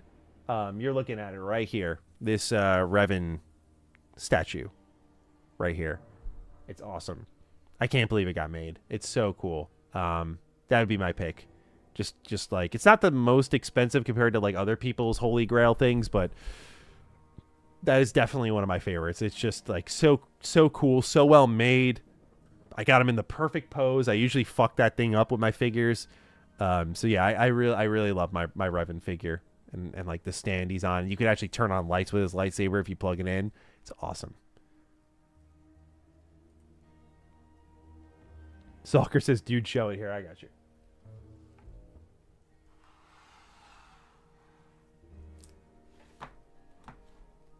Hang on. I'm trying not to lift him because I don't want him to fall over. This is my friend Revan right here. Yeah, I'll lift him up. Camera's not like super focused. Please don't fall. See? So sick. Right? Got him in just the right pose too. Awesome. Back you go.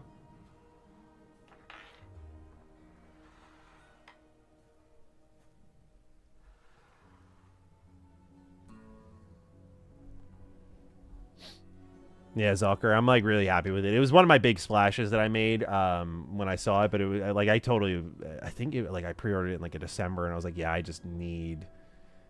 need to go for this one. I usually don't spend that much on figures, but like, yeah, Revan's just my goat, so that's definitely my favorite. And that's why I also got KOTOR 1 and 2 Master Editions here. KOTOR, Sly Cooper, and Battle Network. Those are like the three things that I buy anything for that exists. KOTOR character creator music is the best of all time. Hell fucking yeah, it is, dude. Hell yeah. Dun, dun, dun, dun, dun, dun, dun, dun, dun, dun, dun, dun, dun, dun, dun. I almost fired up a playthrough of that game the other night, but I went to like my backlog just to be safe. So good. Yes, Stalker, I have read the books. Yeah, the Revan books are awesome, bro. So good. Well, specifically the Drew Karpyshyn one. That was really good. Love my homie Revan. Emo's never played KOTOR? You gotta get on it, brother. I'm telling you, you'd love it.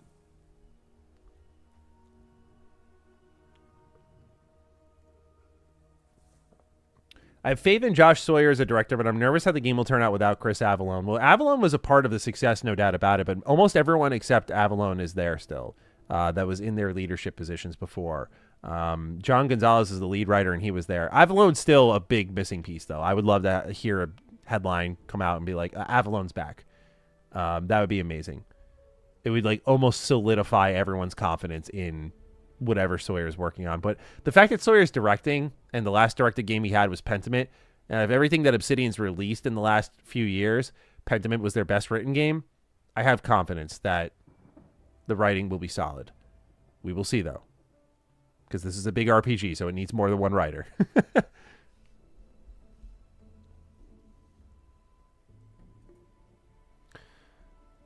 Hey, Maddie, Baradex again. I cleaned that spider off my wall, but I have an unusual craving for triple cheeseburgers and to binge Naruto. How do I cope? Well, that's a fucking great night. That sounds like you don't have to cope. I don't know. Triple cheeseburger's a little OD, though. Have one and see if you want to make another one. That's how I would handle it. Binging Naruto, though, man, I miss Naruto. I haven't watched Naruto in a while, but Naruto's one of my favorites growing up. Naruto with cheeseburgers? I don't think you got to cope. I think you're living a good life right now. Hope you're doing well, Maddie and friends. Was curious about the best way to acquire a Series X. Really not trying to pay $800 for one if I don't have to. Secondhand stores, man. I think eBay or local retro shops. Look around. I think that's your best bet. It's tough. Or someone you might know has an extra and wants to like pass it down. Like that's, you know, before Ramageddon. I mean, I would have done it anyway, but before Ramageddon, I had a regular Steam Deck. I bought a Steam Deck OLED. I gave my best friend my old Steam Deck for free, and that was really it. So a hand-me-down is an option. So I think secondhand stores are going to be your friend, though. Maybe eBay. I haven't looked on eBay though. Oh yeah, that's a good suggestion. Francisco said for a Facebook Marketplace. Facebook Marketplace can get some good deals. Just please don't get scammed. I've been scammed before there years ago, but I was such a fucking idiot about it. So don't be an idiot like me. It was my first time ever buying something from the Facebook Marketplace, and I like Venmo'd the person, thinking that's how things went, and like they just scammed me right out of my fucking shoes. It was bad. It was so stupid of me. But yeah, Francisco saying he found one on Facebook for $300, which sounds pretty good compared to the 800. So give that a shot. Hi, I'm your friend. Where's my Steam Deck? I'm sorry, Michael. I already gave it away. I'm sorry, Michael.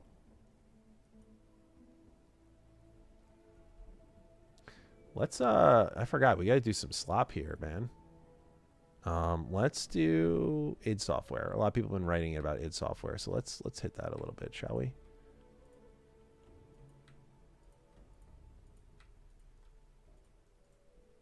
Okay.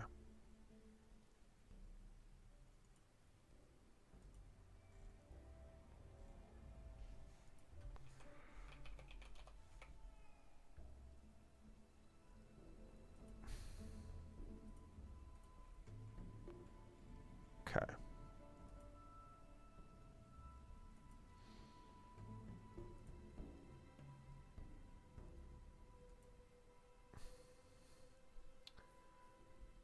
Yeah, H-Mom, we have the Halo report in our docket today. We will go over the Halo report. Don't you worry.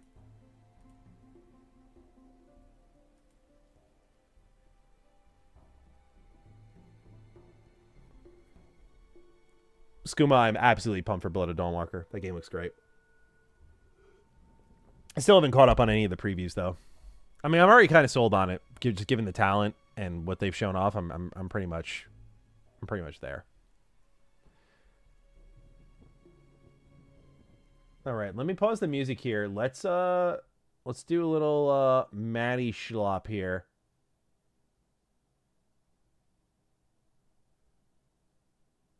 What is this, bro? Hi, Matt. What are your thoughts on the Todd Howard racism allegations? Personally, I'm not sure. I really like him, but it might change Bethesda. The what? I've never fucking heard of this, bro. Where are you guys getting this info? What? I've never heard this. If you could provide a source, go ahead. But if this is a joke, man, come on. Trails Beyond the Horizon video when? I gotta play the shit out of the game, bro. I'm hoping this year.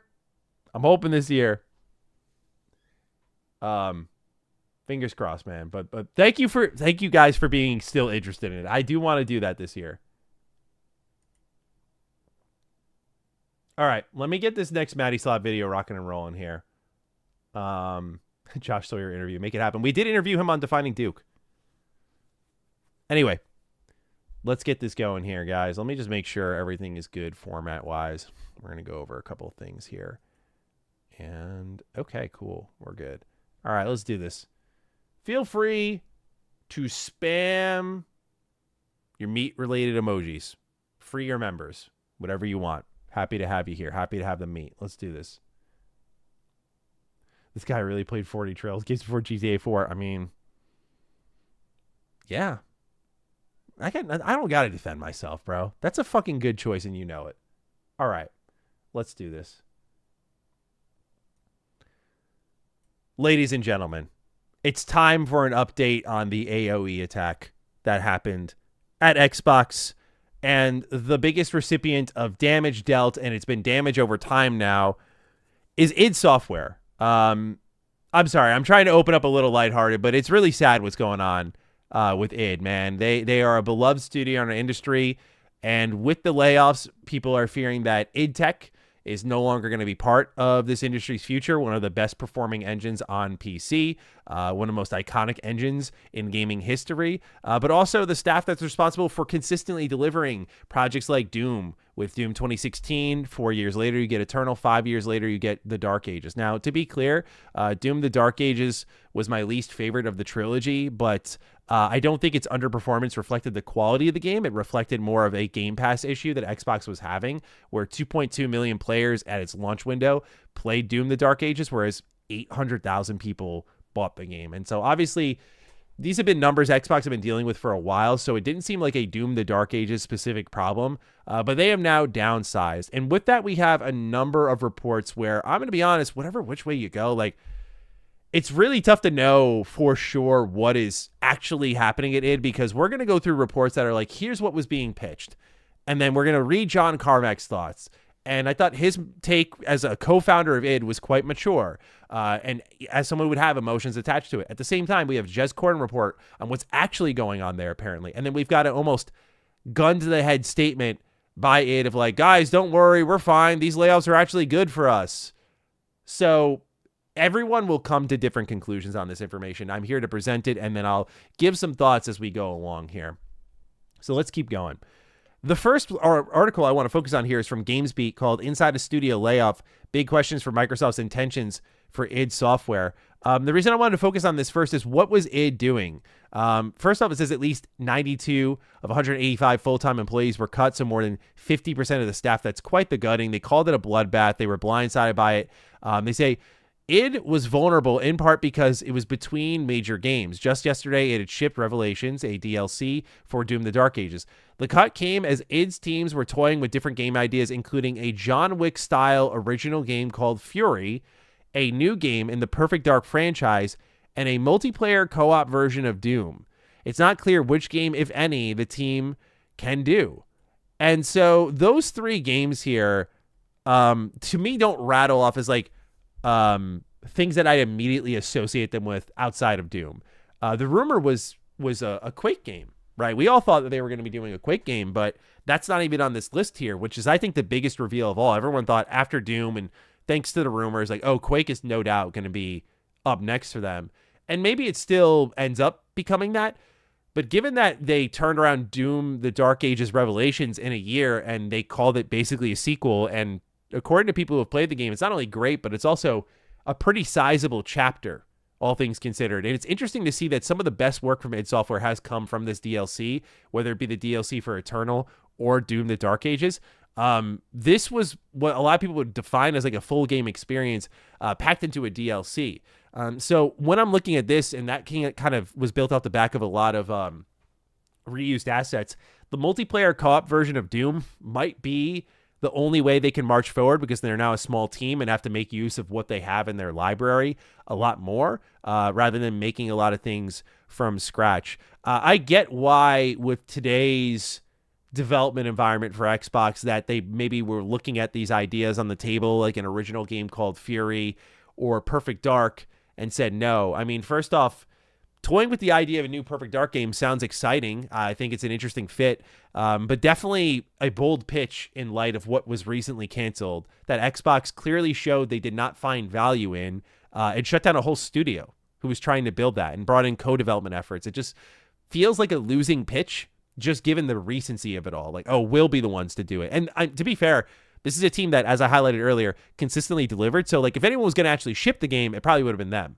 They wouldn't have ran into the same issues that the initiative did, because of just everything from bad leadership to rebelling staff and just unclear visions and needing to bring in like a co-development studio to actually get the project right, which I know is common nowadays, but like it seemed like the co-development studio was almost the lead studio. Anyway, yeah, I'm sure id could have shipped a Perfect Dark game. And then I think Xbox is not interested in new IP. We were talking about this a little bit earlier in the stream. My read, and it could be the incorrect read, but my read right now is that they are not looking at this list and thinking, yep, like, let's take a risk. When you look at the Phil Spencer regime and everything Asha has said about it, they're running in opposition of it. So the time for new IP, like a South of Midnight, like a Kiln, like a Keeper, that sort of stuff is over. And they're going in opposition to that with what's old is new now. That's why they're investing in Fallout. That's why I can imagine the next game coming from id would be Doom. And I would find that a little disappointing because, like I mentioned, with Doom the Dark Ages, when I finished it, I was like, okay, I'm ready to move on from this. It feels like we should transition to something else. Anyway, this list of pitch titles didn't really get me excited. The most interesting one was an original kind of John Wick style game called Fury. But I like the idea of, and this is me as a fan. I don't work there, obviously, but I like the idea of them continuing to revive these older first-person shooting franchises. Like, I think them making Quake made a lot of sense. The question is, Can they do that? And we'll get into what inside reports and id themselves are saying. But before we dive into that, I did want to dig a little bit into what John Carmack had to say as a founder of id Software. And he says, I've been trying to find something meaningful to say about the id Software layoffs. My Microsoft will probably be a good steward for the brand statement isn't aging well, and this is certainly going to dampen the mood of the founder reunion at QuakeCon next month. I am saddened, but I cannot muster the anger or outrage over it. I don't have access to the books, but I suspect that id Software was a marginal business from Microsoft's perspective. I believe that the reports of Minecraft's revenue have been carrying several other studios. To continue being produced long-term, games need to succeed, not just be beloved. Games are competing with every other option for spending your leisure time and money, and the competition is brutal. You can't rule out the possibility that executives are idiots, but that shouldn't be your default belief. I don't think there is an obvious path that would have doubled the revenue for id games. Could they have gotten more from a different pricing strategy, as in like, $80, or using Xbox's new like pay for early access approach where, they're doing it with Halo, they're doing it with Gears, they're doing it with Fable, you pay a little extra, get that deluxe edition, Xbox gets a little more money through the door. Could they have created things for fans to buy? So microtransactions. Could they have the cost effectively marketed in a way that reached more players that would have loved and bought the games? So maybe something a little cheaper.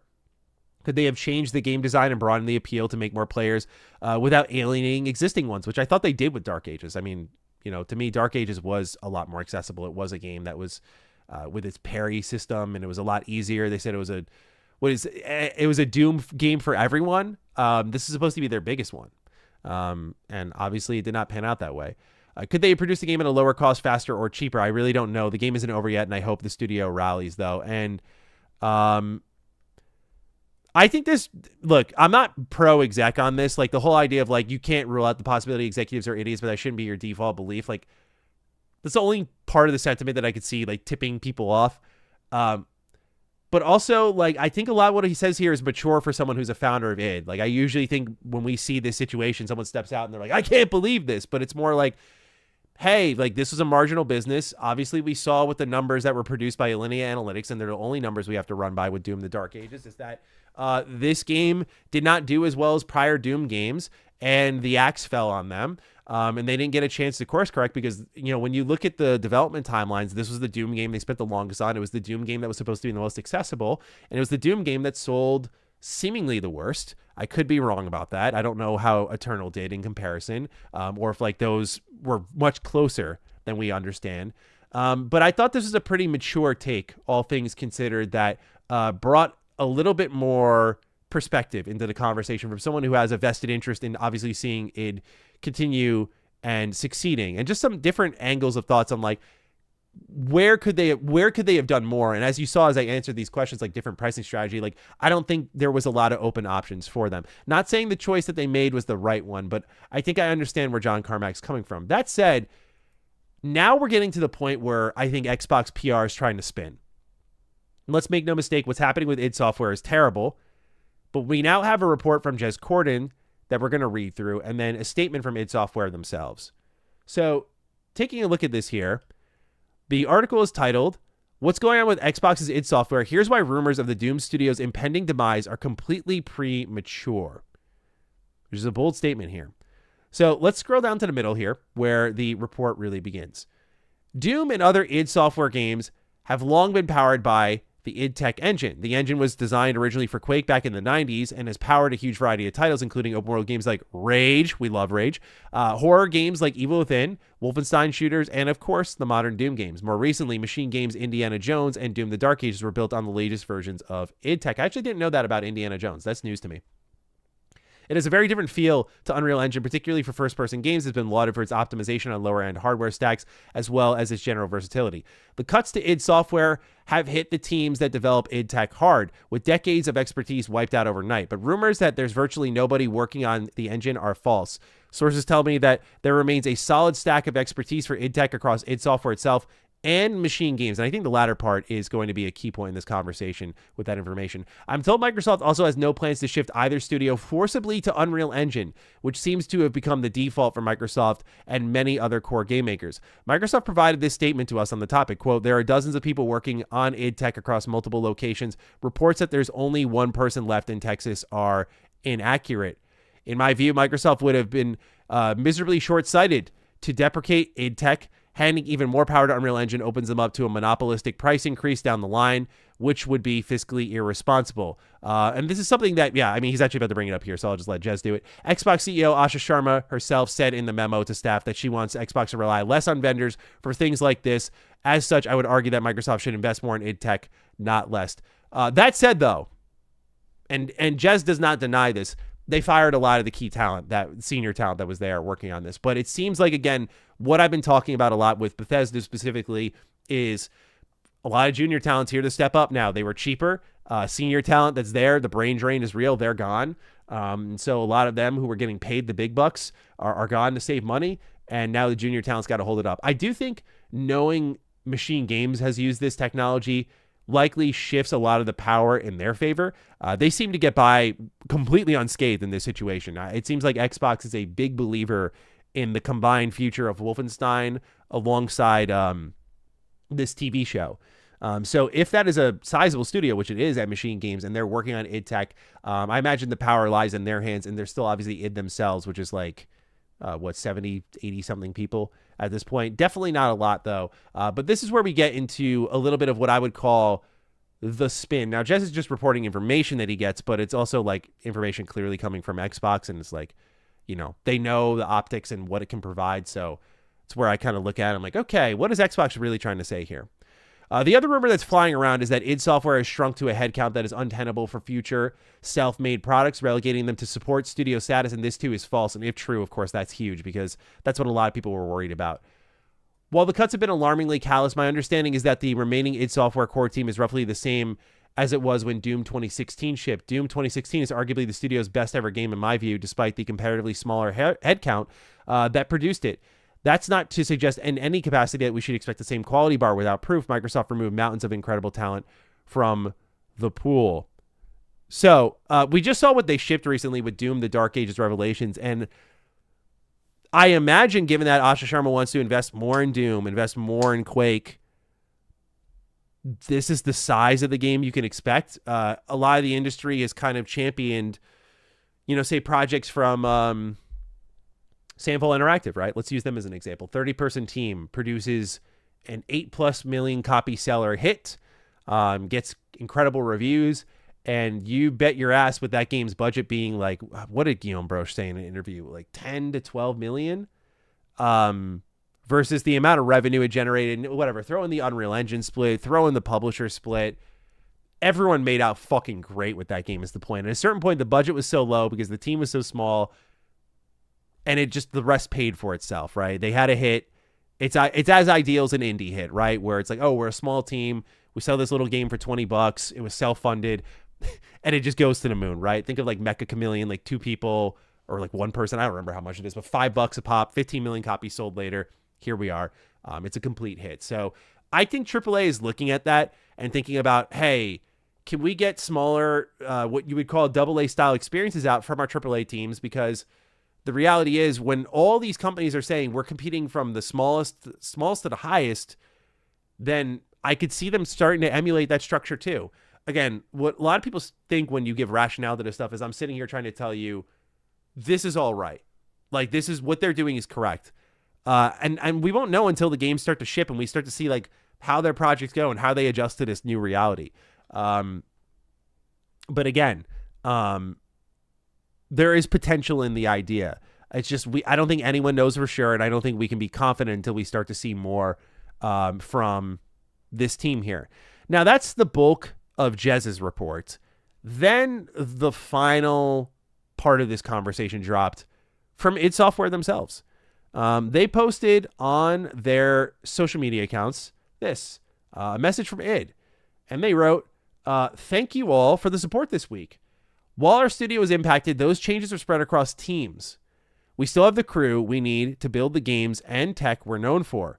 The team today is about the same size we were making with Doom 2016. Sound familiar? This is why I said it kind of feels like a spin. We've always had a flat studio where everyone is a maker, and we will remain true to that philosophy moving forward. We are focused on supporting each other and the team members impacted. We're going to keep building the great games and tech that have defined us for the past 35 years, and we're looking forward to seeing you at QuakeCon this August." Seems like they're trying to put a damper on the idea that they're just going to be a support studio now. But Doom 2016 was a pretty sizable game. I guess this kind of sets them up where they could maybe still make a game the same scale as Doom the Dark Ages, but they probably need contract talent to do that because contract talent is cheaper. And I think that's what's being incentivized here. And I don't know if that's going to be really great for their games. But again, I really have to go back to my true feelings when I was playing Doom the Dark Ages, which is just simply that I remember going through the dragon sections and the mech sections and how on rails it all felt. And like that was, I think, easily the worst game they produced in that trilogy. And I don't think it lit people on fire. And while we have love for id, that's where I think John Carmack's statement is it really resonated a bit in the idea of like games need to succeed, not just be beloved. And Bethesda themselves are no stranger to that. Prey, beloved beyond belief, did not succeed. All the games that led Bethesda into their live service push, Wolfenstein 2, Evil Within 2, Dishonored 2, right? Like this led to Redfall, this led to 76, right? But these were beloved games for the most part. In cases like Evil Within 2, maybe it took a little bit longer to get there. So it's a tricky path to walk here, where I have no doubt people love their games. I love their games. I'm not going to argue that this is going to be good for them until we actually see the quality of the product, but they no doubt got to fight harder to get this shit done, and I don't think it's going to make it easier. But they lost a lot of senior talent. I think the best takeaway from this is that id Tech is hanging around, and that to me is what I care about most. Is like, okay, you're talking in your statements about, hey, we got to use basically our own proprietary technology that we have available to us. Why aren't we doing that more? So knowing that Machine Games are already using it, id Software is still using it. If they were to just do away with all of that, it's like, so you're going to give money over to Epic with Unreal Engine. There's already teams like, of course, Obsidian that have built their entire system around Unreal Engine, and that's fine. But every team can't do that. We already have Halo Studios doing that, and it's like, I'm sure there's a level of Asha probably looking at it going, we should probably go back to Slipspace Engine, Anyway, point being is id is in a spot that is a bit of a coin toss, and I think everyone's going to have a different takeaway, like I said at the start of this. And my read is until we start to see like what this team as it stands is capable of, we won't know if Asha really made a good choice or not. But I cannot defend the whole getting rid of senior talent. I think that's bad. And that sort of brain drain is happening all across Microsoft, not just Xbox. It's what they're known for. You buy the IP, you drain the talent that made it worthwhile. It ends up not doing as well as it previously did. You ask why it doesn't work, and it gets, in the case of games, thrown in IP jail. That said, if I'm honest with myself, I look at the pitched projects from id that were on the table, Perfect Dark, Fury, and Doom Co-op, and none of those really light my fire. Personally, I think Fury had the most potential, which I believe Jez described it as a kind of like, where is it, a Wild West thing?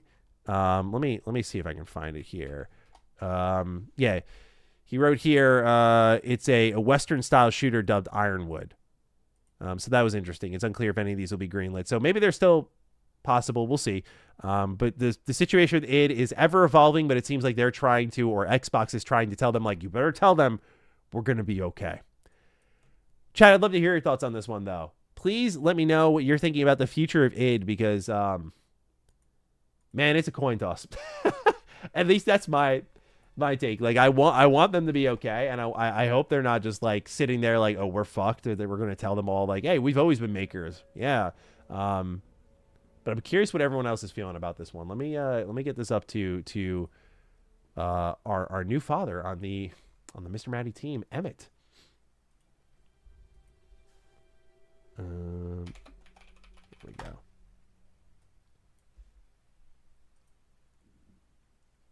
Going after studios after they actually produced. Bethesda would have been better off not selling. I don't know if that's true. I don't know. Because Bethesda tried to course correct by going live service, and that was sending them under. Bethesda was like seemingly going out of business over time. Not saying that they're a better team now, but I think, I don't know, maybe more of these companies would have been gone. I think also, to me, it was like a bit inevitable. But changes like what happened to id would have been avoided. So I think your point stands in a lot of ways, Picto.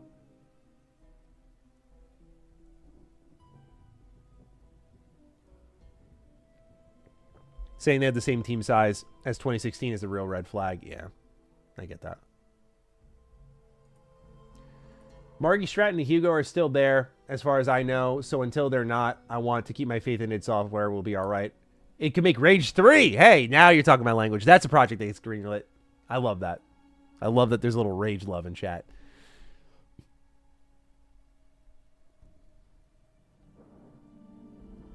I hope id Tech survives. I want more Quake. Yeah, I think bringing back Quake is like such a... Seems like such an obvious pivot for them. I'm surprised that wasn't on the pitch list. But I've noticed a lot of these companies just like move against that. It's like, oh, that should be what we're doing. So we're going to do this instead.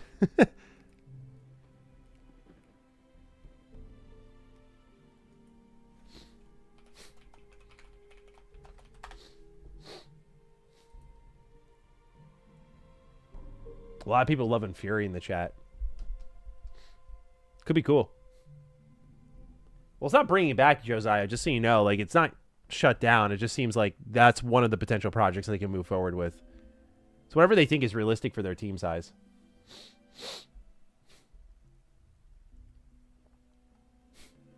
Tango Gone, Arcane next, Ego in the way of the Dodo, and BGS on fire. Simply lovely. Yeah, just Bethesda's cooking, man. They're doing so well right now.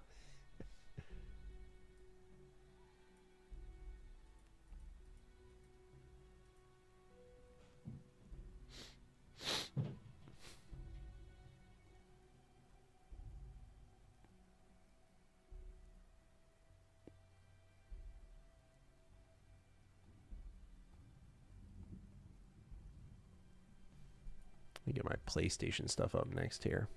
Do I want to talk about this next? Let's see what I got here. No, let's do...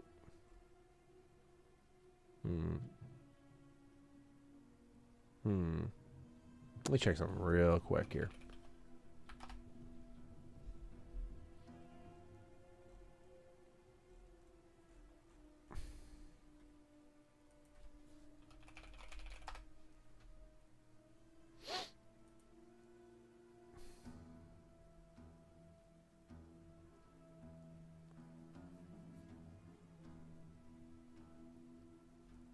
Yeah, let's do PlayStation next.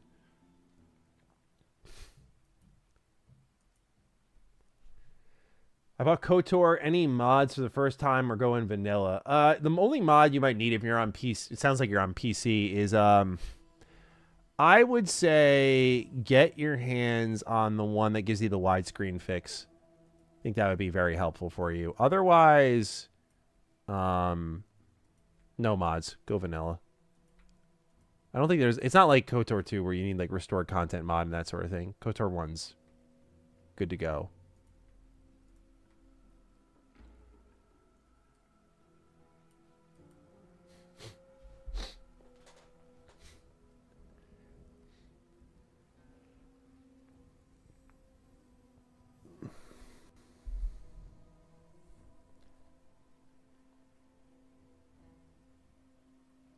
I think people are forgetting, too, that just because they lay people off now doesn't mean they cannot hire more people once they ramp things up. Yeah, I mean, they got targeted because they just launched. So what that GameSpeed article provided is accurate, that, like, they were just vulnerable.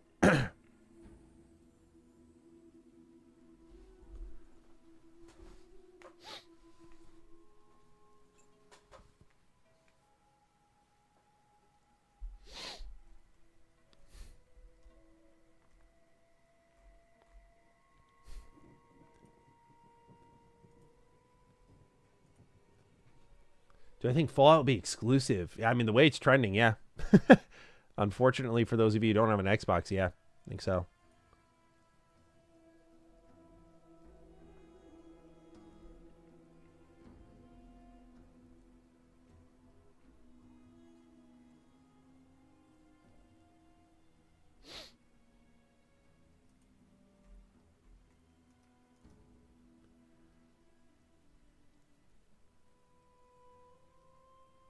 What could this Fallout game be? Is the pivot? Is that not a little concerning? What could this be? I don't think the pivot's really concerning since apparently, according to Avalon, it started off as a Fallout game.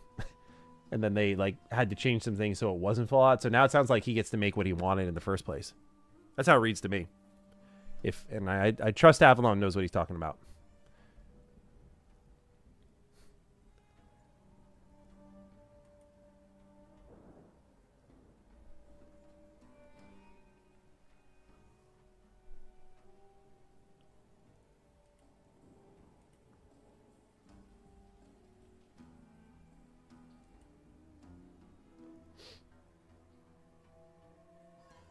I'm cooked. I got a PS5 and Switch too.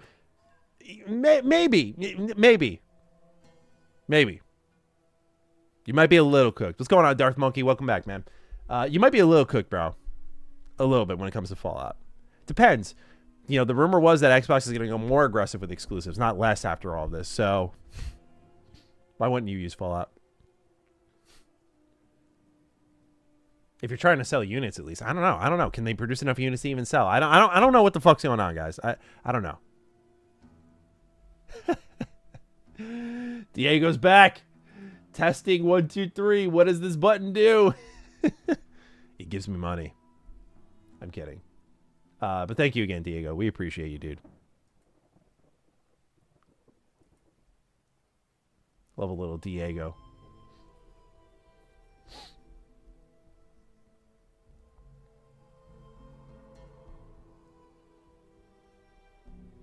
I'd love to see what it could do with Halo, breathe some new life into it. That's an interesting... Ooh. Little Halo incubation title. Question is, would they choose to work on that? What kind of Halo project would it be that would, like, respond well to, like... Think of that Doom flow. That'd be cool. That'd be cool. I would like that.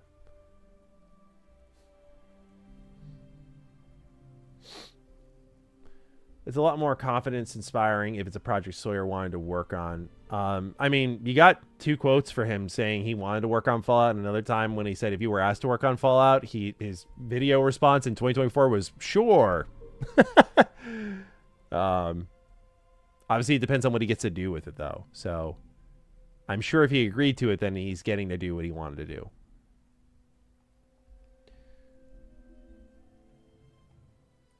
Any laid off BGS talent go to Obsidian's Fallout? I don't know. I'd imagine not, since like they just made the move to like put Obsidian on a Fallout game. So I imagine the idea is like whatever talent that has already been planned for that Fallout game is already there, and whoever's left was not for that project. So, yeah. Or if you're saying like, are they going to go to Obsidian and work on Fallout? That we don't know yet. I doubt anyone at Xbox is hiring right now. All of Bethesda's hiring completely froze. Like if you look at their hiring on their website, there's like 1 position available. So it's just it's pretty bleak. id flood game. I think the fans would want that. The question is, does id want to make it, or will they be told to make it? But that would be a fucking sick game.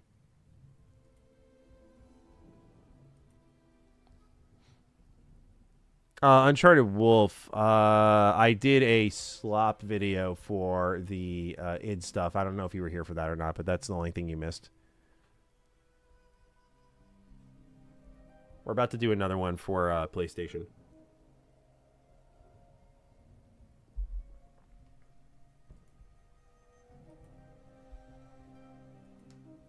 Let's do that now, actually. I keep forgetting I started this late, so I gotta... we gotta go. All right. Let's do this next one, guys. Shall we? Feel free to spam your meat emojis here. All right. Let's do this. Ladies and gentlemen, it's time to continue the war. Let's talk a bit about what's going on in the world of PlayStation. I want to just unpack the idea of a pivot, okay? I know this title immediately will trigger people, whatever we end up labeling this video. I imagine it's going to be something about PlayStation pivoting, something about physical games. And right now, my physical bros and sis, we're kind of losing the war.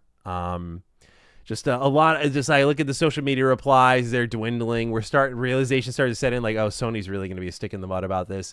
And also, the digital bros are like, yeah, shut the hell up. Stop trying this nonsense. The real gamers don't care. The majority has spoken. Have you seen the Black Ops 1 and 2 port sales?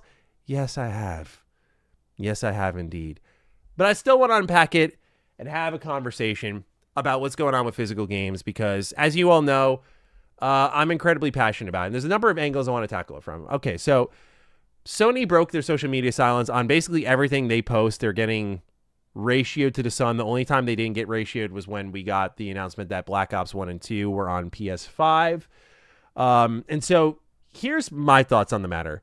I put this up on socials, and I was just thinking, this was the one time I wasn't like, address me using the elephant in the room meme or trying to go at them. I was like, I just wonder if any of Sony's partners have ever approached them like, hey, like again, you look at the replies here, 5.4K versus 1.9, whatever, ratios don't matter. But just people talking about how greedy you are in all of your replies.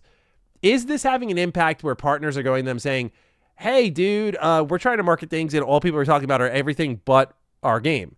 And we want them to buy it on your platform. This might be a problem. Or, as I say in my tweet, is it a situation of any press is good press since the engagement is so high? And there's like two ways of thinking about it, right? I think Colin had a really good reply to me on this. He said, Sony's partners are amped that they won't have to go and print discs anymore and get paid substantially less than they would have for a digital copy sold. So I suspect they're grateful Sony opened the can of worms and is taking the brunt of the damage, even with the short-term ramifications. And we'll get into the numbers of it all as well. But analysts, for example, have predicted the following, that they're just going to wait for this storm to pass and there's no chance that Sony walks this back here. Dr. Serkan Toto, who will be revisiting some of his research in 2020 a little bit, said that none of this really matters to Sony. Speaking to IGN, he strongly suggests that this tidal wave of criticism is ultimately from a very vocal minority. I sympathize with physical media fans, but Sony will not reverse the decision. Toto begins. Sony, of course, knew what the online reaction would look like, and they now will wait for the storm to pass. And right now it feels like one hell of a storm, but Toto argues that even the concentrated campaigns won't do enough damage to Sony's bottom line. Around 50 million people subscribe to PlayStation Plus. As a thought experiment, let's say 500,000 cancel in protest. That would just be around 1% of the business gone. Of course, not enough to Sony for starting to rethink this thing. He concludes, digital is just too lucrative. Now, if we were to use Xbox as an example here, when we heard in 2024 from Sarah Bond that Game Pass was across the 34 million mark, the last update we got, according to Wall Street Journal, was it went down to 30 million after the price cancellation. What's not included in some of these subscription numbers is people think of outright, like folks like me who left Game Pass, or in this case, I walked away from PS Plus. I was like, look, I'm still gonna when I see Wolverine come out, physical purchase for that, like that's where I am. Like I'm gonna put my money into my values in that way. When I'm doing third party stuff where it's like, this is support on a platform like Switch 2, or in the case of like digital only stuff, Steam or GOG, like I have to be a little bit more strategic about my purchases and try to send the best message I can. If we all do that in mass, maybe it conveys something. Obviously, we've seen with Destiny 3, despite the numbers spiking for Destiny 2, PlayStation's going to be a stick in the mud on all this. Anyway, to my point about the PlayStation Plus numbers and Dr. Toto's take on it all, here would be my counter thought on it. Okay, so with Game Pass, we saw that 4 million people straight up unsubscribed, right? For a variety of reasons, but I imagine most of them were incentivized by Xbox charging you $30 a month. And people are like, that's way too much rich for my blood. What's not accounted for is a lot of people who went down as well. So they were no longer paying, say, 30. They went down to the middle tier or the bottom tier and said, I just want to be able to play online. And that does impact the revenue. Now, the gap isn't as large in something like PS Plus because right now the pricing for it, even after the increases, is still, I think, tolerable. It's still a little bit of like, if you're a hardcore gamer, for most, forget about it type of money. I think that still works in PlayStation's advantage until they jump it again, which they've already talked about the idea of that. So do I think PlayStation's going to be a stick in the mud on this? Yes, but do I think that like trying to take action in the way of supporting physical games specifically or unsubscribing from PS Plus wouldn't connect with them at all? I'd be surprised, honestly, if it couldn't move anything. And I think giving up too early is part of the problem with the industry is like things have to be so immediate. And when we have to fight continuously, people just give up and like, all right, whatever, it is what it is. But I think if people did keep on subscribing, these companies only respond to money. I think they would have to say something. And I do feel like the least PlayStation could do is acknowledge the elephant in the room. I don't know if it means they got to walk it back, but if there's a sort of compromise, like I've said numerous times, I don't think it needs to. It's not the number one way games are played. It's not the number one way games are purchased. And anyone who's trying to argue against physical games in that kind of idea is not paying attention, because people are talking about preservation, but they're also talking about evangelists. They're talking about hardcore collectors. They're talking about how the price scaling is not working in favor of those who are pro-digital. Like a lot of people who are fighting for physical are not fighting just so that they can go to Best Buy and get this game from a retailer. They're fighting because having one storefront is bad for everybody. And you as a digital consumer should be concerned about that. But obviously with the Black Ops sales, it's for a lot of people too late. They're just, whatever, I'm going to go get that now. And certainly I don't guilt them for it. I get it. But I just fear that when we have one storefront, what it's all going to turn into. So I feel like things like PS Plus, Xbox walked back a price a little bit. There's changes that can happen. Was it a full-on surrender? No. It still ended up being a price increase, but it was a lot more tolerable. And I do think the consumer can get a compromise here. Is it going to be an outright, we won't do it? Probably not. I'm sure they did weigh that out, but will it be something that could at least have physical considered? Like if right now PlayStation's like, hey, we're not doing, no matter what happens, we're not shipping with the disk drive. Could our rebellion at least push them in the direction of give them a disk drive that's external? And that would be great if we could run games off of that, that is. If the content's on the disc and it doesn't all go disc to digital, which that whole entitlement system is just putting your content up to PlayStation at the end of the day. So all you have is a license key, and that's not really valuable. It doesn't bring the value of physical in the way people think it does, because PlayStation can still take your content whenever. They can change the content whenever when it's all digital. They can lock you off whenever. So I do think this analyst read is fair and probably really accurate, but I don't think it means that people should just give up. People like Xbox have seemingly remained quiet on the matter, which I think says a lot, because I wonder if they're kind of balancing it out. I look at Nintendo, who has a clear stake in it all. And I also look at the fact that PlayStation is still going to produce physical copies and just put codes in the box. That is the rumor right now, that they are going to still do physical in a way where you're going to see game cases on store shelves. So it's not like it's an outright removal of storefront presence. They're just optimizing in a way that defeats the whole purpose of physical. And that says a lot too. Here's where we got some votes though kicking in. People are still gonna, like in the hardcore PlayStation community, they're still sticking with PlayStation, 23% according to a Push Square vote. 43% are seriously considering moving to PC. 15% already have. 10% play on both. I don't put a lot of stock into this stuff because it's very much anecdotal, but it's a good way to kind of gauge where like a hardcore community is at. Like people who sign up for Push Square are like, hey, almost half of them are thinking, yeah, of the 6,000 votes, I might not be in on this. And I think that's worth paying attention to as, things like lawsuits and general laws for digital ownership continue to try to push these game companies into an uncomfortable position that they don't want to be in here. Here's another Push Square article saying Brazil is taking on digital game ownership and preservation after Sony says no more discs. They write, it appears that Brazil is concerning itself with matters relating to consumer rights when it comes to digital games. Federal Deputy Jandira Fagali recently proposed a new bill directly inspired by the Stop Killing Game movement that aims to prevent online games from ceasing to exist when official support comes to an end, which we continue to see crop up, right? The bill stipulates that publishers must clearly inform customers about a game's reliance on online servers at the point of sale. Furthermore, they must outline the minimum support period, which cannot be less than 2 years from the game's launch in Brazil. It also says publishers must inform consumers about any termination of services no less than 180 days in advance, notifying players in the game itself on social channels and through other means. The bill suggests 3 options for what happens after an online game is shut down. The company can release an update to allow for offline play, which would be sick, provide players the tools to keep it going themselves, or reimburse players proportionally based on how much time they spent with the game. Failure to comply with regulation would incur some fines itself. Or wait, did I misread that? Failure to comply with these regulations would incur... Hold on. Failure to comply with these regulations would incur fines. I keep thinking fees. My God. Anyway, there's a bit more to it, but it shares a lot of common knowledge with the aforementioned Stop Killing Games initiative, which has been campaigning for much of the same thing in Europe. The bill still needs to make it through several layers of the legislative process, so it's far from becoming law, but it's interesting to see this cropping up in global politics, especially in light of Sony's decision to discontinue physical games. Speaking of which, Federal Deputy Erica Hilton has requested an investigation into Sony Interactive Entertainment and its plan for a purely digital landscape. In the document, she argues that it will restrict certain rights associated with physical game ownership, such as reselling, lending to friends, and preservation, which to me, a big part of this is all affordability. Just being able to go into a secondhand store and pick up a game for cheaper was incredibly valuable to me as a game collector. And why is PlayStation doing all of this? Well, I know Jason Schreier had handled the breakdown. But really this information is all based on the same analyst that we were talking about earlier, Dr. Serkan Toto. So basically Schreier was recycling information from 2020 that's being applied now.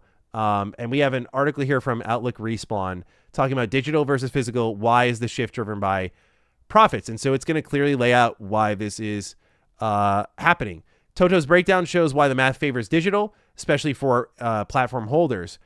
For first-party studios, such as Sony's publishing a PlayStation game, the digital advantage is total. Because these companies own the storefronts, they pay no commission or licensing fee. On a digital sale of $70, they keep the full $70 in gross revenue. When the same first party sells a disc, roughly 35% of the revenue goes to production, shipping, and retail. After about $21 to retail, the other roughly $3.50 to manufacturing and overhead, the publisher share falls to around $45, about 54% less than the digital equivalent. Third-party publishers face a different math, but it still favors digital. When a third-party studio sells a physical disc, around 50% of the revenue is lost to retail expenses, disc pressing, packaging, international shipping, and licensing fees paid to platform holders such as Sony, Nintendo, and Microsoft. That leaves the publisher with roughly a $35 per unit.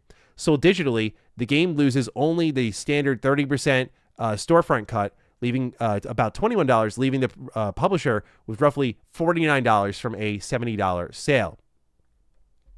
With this analysis in mind, the question you have to ask yourself is like, okay, would you pay $10 extra? I don't know, it doesn't erase the math completely, but would you pay $10, $15 extra to get a physical game? They already sell less. And that's to me the natural off-ramp in this. If I'm PlayStation, I'm looking at this thinking, hey, do we want to incur the massive PR hit that we killed the way gaming started? No. I think the answer 10 out of 10 times is no. So how do we do this in a way where we get people into the digital storefront? I hate to say it. You make it as inconvenient, as unappealing as possible. We're going to charge you more for physical games. And you put out a statement. Here's the, not even the splits. You don't have to give us a number. Just it costs us more to produce, to manufacture, because of licensing fees, because of everything that goes into this. We make less money. It puts pressure on our budget. These games have to do more than they realistically have had to in the past. Like, it's a lot. We don't want to eat that cost. We're going to keep digital the same price, or we're going to give you a discount on digital because we're collecting more from that, but we're going to charge you more on physical. Would people who care about certain physical games pay more? Probably. And would PlayStation have to produce less because less people are going to buy it because it costs more? Yes. And naturally over time, that what was 22% of all game purchases in 2025 for PlayStation, maybe that becomes, by the way, that was all physical, becomes 10%, then becomes 5%, if you will, or it just floats around the 10 percentile. And it is this enthusiast thing. And that is why you don't ship your console with a disk drive. That is why you ship it with an external disk drive, because it's for the enthusiast. It's for the person who owns the vinyl record player, right? Not everyone has vinyls, or vinyl record players, but there are some who still want to get those and want to play their music that way. And that's why you have sites like I Am 8-Bit who take game soundtracks like Persona and put them on vinyls, Ghost of Tsushima on vinyls, and that sort of thing, right? That's how it goes. It's the enthusiast part of it. And you can't tell me that isn't a better off-ramp than what they're doing right now, where physical gamers can still get their thing. It works in favor of the business. It works for the person who's willing to pay more, because likely if you're buying physical nowadays, you care more. That's just how it goes. Like, I'm sorry if digital bros here, they're like, I care. It's like, sorry, like if you truly care about I'd say a particular type of health in the medium, and what this can lead to, where you have one storefront. I don't think you care enough if you're telling people to shut up who care about physical games. But you can't tell me that's not a better off ramp optically and for the consumer than what they're doing now, which is like, yep, we're just shutting it down. We'll see you then, and we're going to go quiet on this all. Same way we did when Colin's PlayStation account got hacked. We're not going to issue any statement to assure, like, hey, we're going to make sure at the end of this all that no one's getting hacked the way he did, that it's not that easy to get in. We have clear security flaws. Like, that's the thing that blows my mind with people arguing in favor of this whole digital thing is like, we're talking about game preservation right now. No one talks enough about the exploitative nature of the PSN network and just how fucking terrible it is, how disastrous it is, and how people want to entrust their whole library to PlayStation. Crazy. Last thing here is what PlayStation knows, according to Daniel Ahmad. They know a $1,000 PS6 won't sell well. So why would you sell games only on a digital storefront? A brilliant post from Nico Partners director Daniel Ahmad has delved deep into the Sony decision to stop manufacturing physical discs. Amid the emotional backlash, the analyst sticks purely to the facts, outlining the thinking behind the Japanese giant's approach without sugarcoating or offering excuses. He notes there were definitely a high number of complaints at the time, but not a single person is complaining about it today. You couldn't find many people complaining about it in the early 2010s either, when it talks about Apple removing the CD drive from its laptops in 2008. Ahmad explains that, for all the anger, the situation was going to unfold eventually. While he expresses surprise at the company's decision to do it so early, he points out that full digital game sales on PlayStation have gone from less than 10% prior to the release of the PS4 to around 80% today. He said the Xbox number is as high as 90%. Yeah, we know with Xbox and Game Pass, it's much higher. He also countered data from the Insomniac Games leak, which people have been using against it, saying that, quote, not only is that out of date, but people are looking at it as the sell-in number rather than the sell-through number. And one of the reasons retail is high for certain games is because Sony counts bundles as retail sales, even if digital code is with the console. Ahmad does acknowledge that even accounting for all this, 70 million PS5 game discs were sold last year, which is a substantial number. He says that is an undeniable factor in this decision in Sony looking to maximize revenue as it earns significantly less from physical games due to the way that the money is divided up between all involved parties. Ahmad insinuates that this is all part of the company's plan to maximize revenue per user as it wrestles with a challenging economic environment, which means the PS6 may cost as much as $1,000 at launch. He says Sony knows the PS6 is entering a market where consoles will cost over $1,000 and the average console player will think twice about upgrading on day one. While part of it is cutting costs, it's also the realization that consoles are no longer going to be a $199 mass market device, and they will need to focus on hardcore gamers who will spend more than ever. And when I see this is where I mean, I respect Daniel Ahmad, but I see this and I'm like, what the fuck does that mean then, dude? Because I look at this and I'm like, okay, level-headed take, sure. But the hardcore gamer, like, feeds into the casual gamer, which feeds into these apparently blowing up budgets. And no one wants to spend more than $1,000 on a console because it defeats the point of a console. And so most people are going to go over to PC. I could be dead wrong. I will probably be dead wrong is what I should say. I would imagine, though, that not that many people are excited about paying $1,000 plus for a PS6. I can't imagine that the brand loyalty is that high. You know, like same thing with Xbox, by the way. You know, everyone was talking about, oh, when Helix was being defined by Sarah Bond as like a premium console, you know, everyone was like, oh, I think Skill defined it as a threat. And everyone was like, oh boy, this shit's going to be expensive. We don't want that. But suddenly now that PlayStation goes all digital, the argument has changed completely. And people are like, this makes sense. I'm like, the bending over backwards for this, like, I get that the margins for physical eat away at it all, but I just think it's beyond the culture. It's beyond the preservation. It's about the singular storefront. It's about that none of the benefits of digital gaming have been passed on to the consumer. There's so many obvious things that are at play here. And it's also that, like, they're doing this because they're going to charge you more than ever for a console. Not that we need to go to mass market prices. I know that AI and its whole crisis it's caused makes it almost impossible to win in a hardware war. But I don't think anyone would argue if, like, hey, wait this thing out. Wait this thing out and we'll buy your PS6 when this all blows over. But instead we're making vast changes to the games industry because of what is something that is supposedly going to expire when parts start to replenish in a higher supply. So I don't know, man. I think the only thing that'll get PlayStation to change at this point is if it is a rough fucking transition for them. And I think that's not going to happen now. But, you know, I could see a world where PS5 to 6, like we see the headlines, like, yo, PS6, $1,000+ People aren't buying. Pre-orders are down. They're like, give them the external disk drive. Give them the physical games. Spin it back up. And again, what's crazy about all this is they're still making cases. They're still making code in box. They still have disc manufacturers. It's disappointing because this can be walked back so much more to a compromise, I mean, than people have given credit for. But so many people have already given up, and that's really sad. So, yeah. Chad, I'd love to hear from you on this. Am I just an old man shouting at a cloud here? Let me know. Let's get this over to Emmett. Let me know. Let a man mourn in peace, though.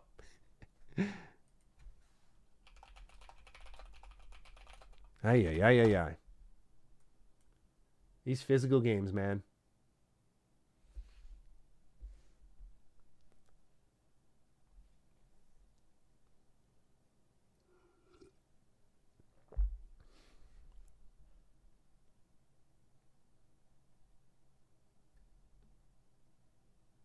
Let me turn on the music again.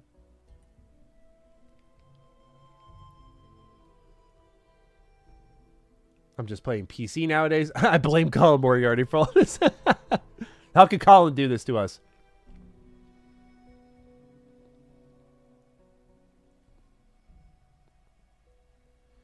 Just bought Splatoon Raiders on physical to support. Do you have any interest in the game? I don't really. I'm not a Splatoon guy personally. People have spoken. Black Ops 1 and 2 release and sales are up. I don't know. I mean, like, people are leaning hard into like the #1 selling gaming franchise being like, oh, we lost the digital war. I don't know.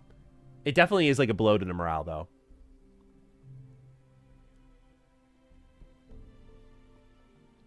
The problem is I see a lot of people making arguments about like physical versus digital, and a lot of the arguments are in defense of Sony as a corporation. Like, I have a close friend. He's like, thoughts, I think this is good for the company. I'm like, I don't give a fuck what's good for the company, bro. What's good for them is definitely not good for us. There's a compromise, and that's all I'm asking for is meet us in the middle.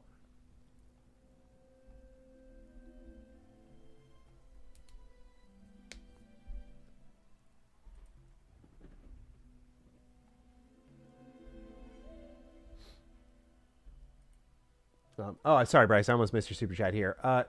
2 more weeks until GTA 6 trailer or sooner. I mean, yeah, what did they say? Like the summer is when marketing was going to spin up. So you got to imagine soon, right?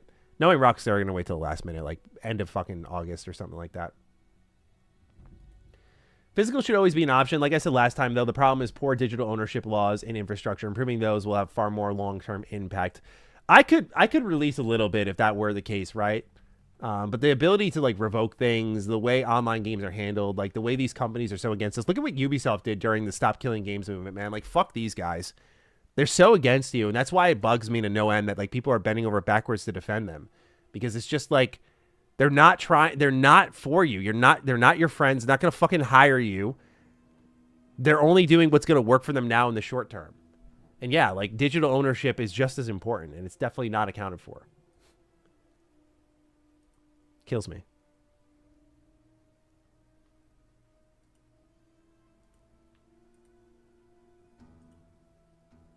Let me get this over to Emmett.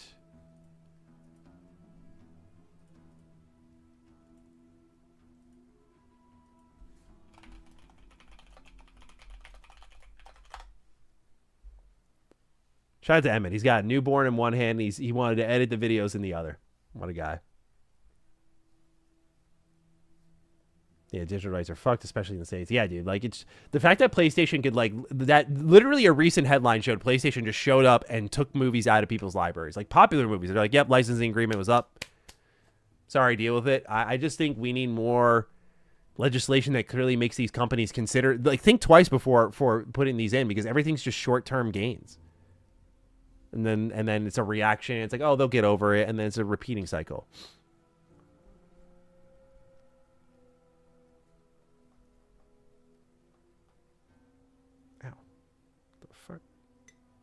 A sharp edge on my mason jar. There we go. GOG is a bastion. Yeah, I said in my video, but I'm gonna be doing more shopping on GOG. Yeah, it's time.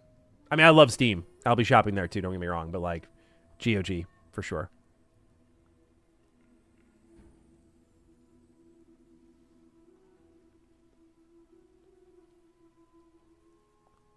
I love when people try to defend it by saying they would never take away our games, though. Yeah, the thing that sucks about this Uncharted Wolf, and everyone listening, is that I could see this totally going this way.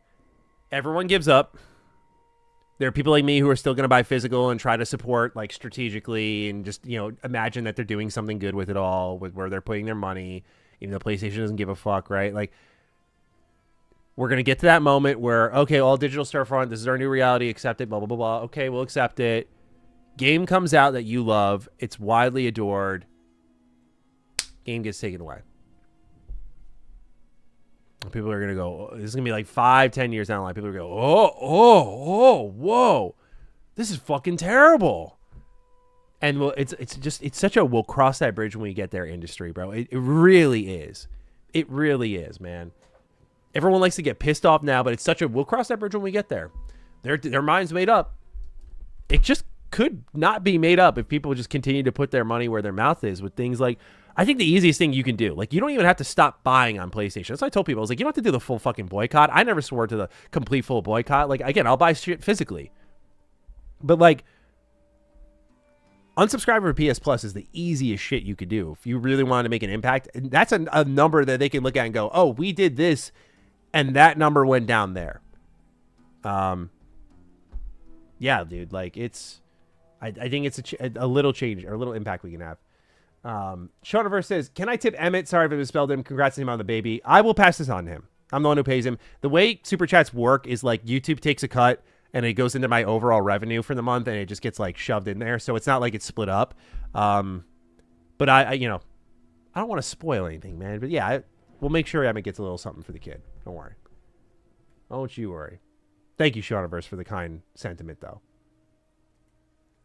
Zensha, thank you for your super chat. I'm surprised Colin is so fast to defend Sony when he literally could have lost all his games. Because, okay, we can't do this again. We did this last time, and like Colin was not quick to defend Sony, from my understanding. So let's not bash the homie here. I think the criticism's fine, but also Colin's happy to hear this on his own stream, and so I would recommend taking it to him, and he'll happily defend himself if this is what you kind of feel about him, One Pump Man. PlayStation is a good platform to go full digital. We can't even refund digital games in there. It's a 0% pro-consumer policy on their platform. Yeah, dude. Like, you can't even fucking return shit. You can't gift games. I was talking all about security stuff. Like, it's just people forget so quickly that, oh, it's fine. Okay. You think I'm buying... I took my fucking credit card off that thing, man. Like, I'm good. Good call out there. Collins isn't defending, but he has some weird takes around it, but he thinks it's a weird decision too. Okay. I'll have to listen back. I don't know. But take it to him. That's the thing. I don't... Like, these are friends of mine, man. Like, I don't need to like, debate, like, Gene's take or Colin's take and, I get not everyone's a fan of, like, these people at times, but, like, or Dustin's take or anyone I work with, or Cog, like... but they all have open platforms that you can, like, literally while they're streaming, you can just send that take to them and they'll hear you out. They're all open-minded people. He wasn't defending them, but he said he's happy with PlayStation's not going anywhere. How can you say that after what happened to you? I don't know. I don't agree with that take at all. But if Colin's happy, I mean, he knows more. I don't know about what his whole situation with the PSN, but he must be happy with something that's happening there, I guess. The biggest problem with Sony's decision is at no point did they say how it benefits us. This only benefits them. They didn't even say they were going to improve their store experience. Yeah, like, that's the thing is that I'm just like, bro, they didn't even offset the announcement. Like, they didn't have any sort of positive news to go with it. They're like, yeah, we're sorry. This is a really heavy-hearted day. We're just going to go silent. Not even like here's what we're doing with PSN. Here's that. It's clear they're just trying to get the bad news out of the way to have all these digital storefront improvements for the PS6. But fuck that, bro. People were playing right into their hand.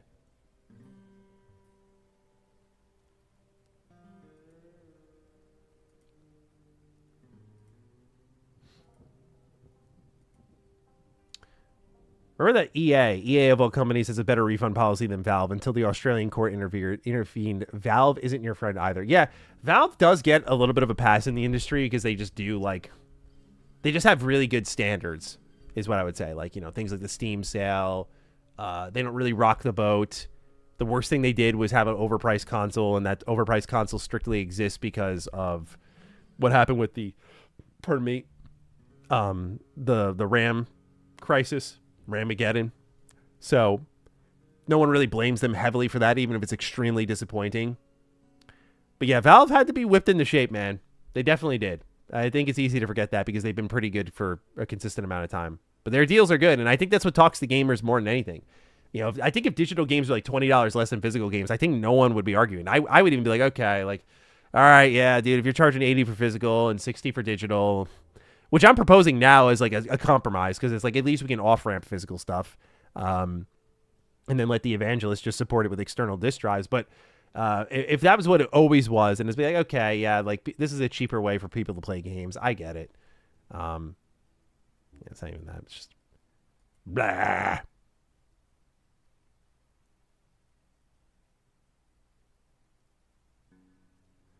Michael Smith. So in a video you talked about the new Fallout maybe being isometric in the traditional 1 and 2. I'm old enough to have played both those, and they were great. Any thoughts on isometric gaming?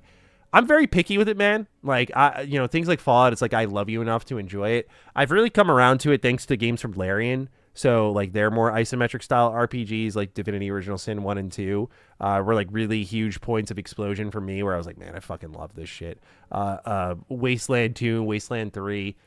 So, yeah, like, it's a great genre. It really is. The old CRPGs, though, like Baldur's Gate 1 and 2, especially Baldur's Gate 2, I really got to get to.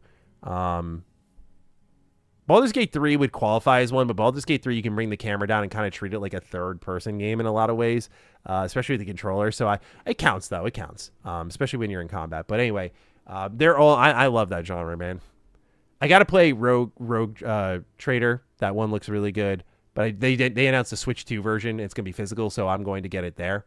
I'm really excited for that one because it's such a big game. I think it would go great on my Switch, so I'll be picking up there. I highly doubt this new Fallout would be isometric. Do you really think the first Xbox Fallout project would be isometric? I'd love isometric Fallout, but highly unlikely it would be this one. Yeah, I think you're correct. It's more like a speculative point because I'm thinking if Josh Slayer was already working on it, what would it have been?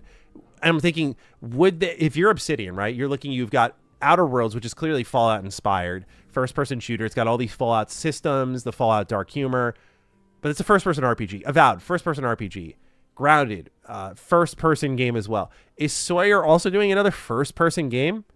Or, I mean, he's coming off of Pentiment, helping around the studio. Now he's working on his own thing. Is that a first-person RPG as well? Or was it already like, this is the Pillars guy. He was messing around with the Pillars of Eternity combat system. Remember that? Remember, he updated the Pillars combat system out of fucking nowhere. Just showed up as like, hey, guys, it's like turn-based now. And everyone thought that was random. But was it because he was researching for another project? So I'm just thinking out loud. I think it's possible. And I think people will take more Fallout. And if you have Fallout 3 Remaster and New Vegas Remaster, you could make the argument that your core Fallout style is taken care of. Well, Bethesda does like a Fallout 5, and Obsidian does this isometric style Fallout. I don't know. But Obsidian's been doing a lot of, Pillars of Eternity stuff and Tyranny, like those types of CRPGs. So I think there's always a chance, at the very least. Wasn't Sawyer working on a Shadowrun game? No, that was John Gonzalez. Jez just said on Xbox 2 it's not isometric. Oh! Jez, you shouldn't have. Well, there you go. Take it to the bank, baby. Well, that's very interesting. Now, this Fallout game could be called Fallout 5.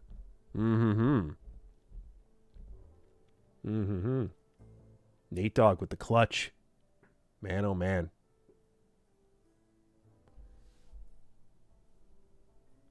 Wouldn't mind it being In Exile or Owlcat. Yeah, robot with human hair, dude. That'd be fucking awesome. Either of those teams working on an isometric Fallout game. I've always said that they should just take the Wasteland assets and engine and build a Fallout game with that. I think that'd be cool.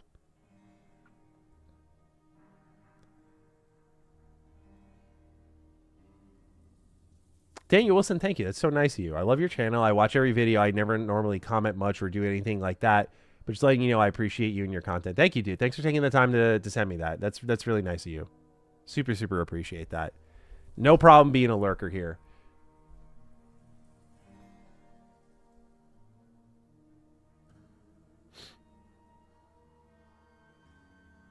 Sure, they got the tech for it. Yeah, like imagine a little bit of that little bit of that Wasteland 3 energy being pumped right into Fallout. I mean, the spider webbing, I can only imagine. I do think that there's going to be a big price to pay for all the Fallout we're getting. But right now in my brain, I'm like, sky's the limit, man. We got a lot of different teams that can work on Fallout. It's Fallout in its most prime fucking state, like really popular. Masses want more. Hardcore fan base wants more. Obsidian talent in a good place. Bethesda obviously going to do more. And there are teams like Larian that have said they're open to doing a Fallout game before. I'm sure any team would jump at a Fallout game. I would. Fucking dude, holy shit. I wonder if they do indie style Fallout games though. Like, I don't think Asha would ever be like, "Oh, you small team of 10, make something in the Fallout universe for us." I don't know if they'd ever do that.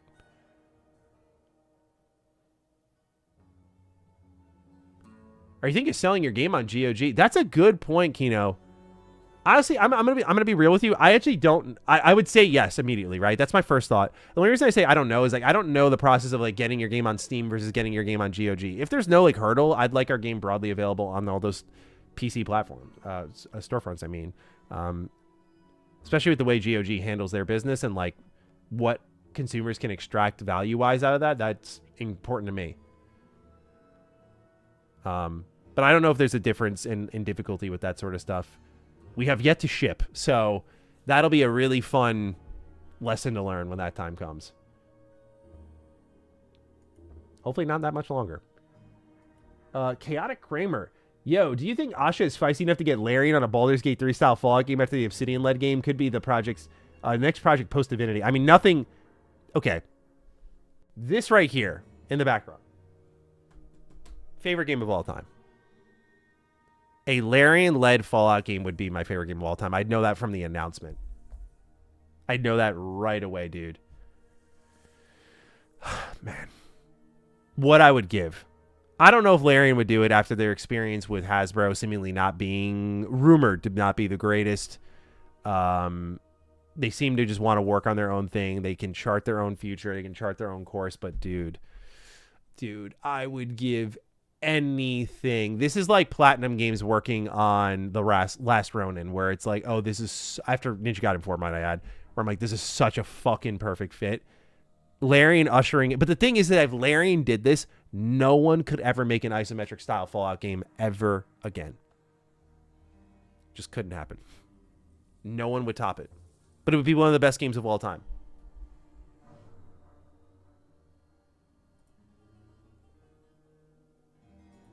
The biggest protest is not buying a PS6, will you? At this rate, if it's going to be $1,000 plus, I mean, it's hard to imagine it, dude. I didn't buy the Steam machine. I'm funding a video game personally, and so, like, as much as I wanted, for example, the Steam machine, my budget was like, I'm tied up over here. Obviously, there's always going to be that clash between my job and what I do for a living and what games I need to cover to do my living versus... you know, the morals of it all. But at the same time, I think these are the moments you got to make a stand. And so, like, right now, I said this is my stance on it when it comes to the PS6. PlayStation can win me back.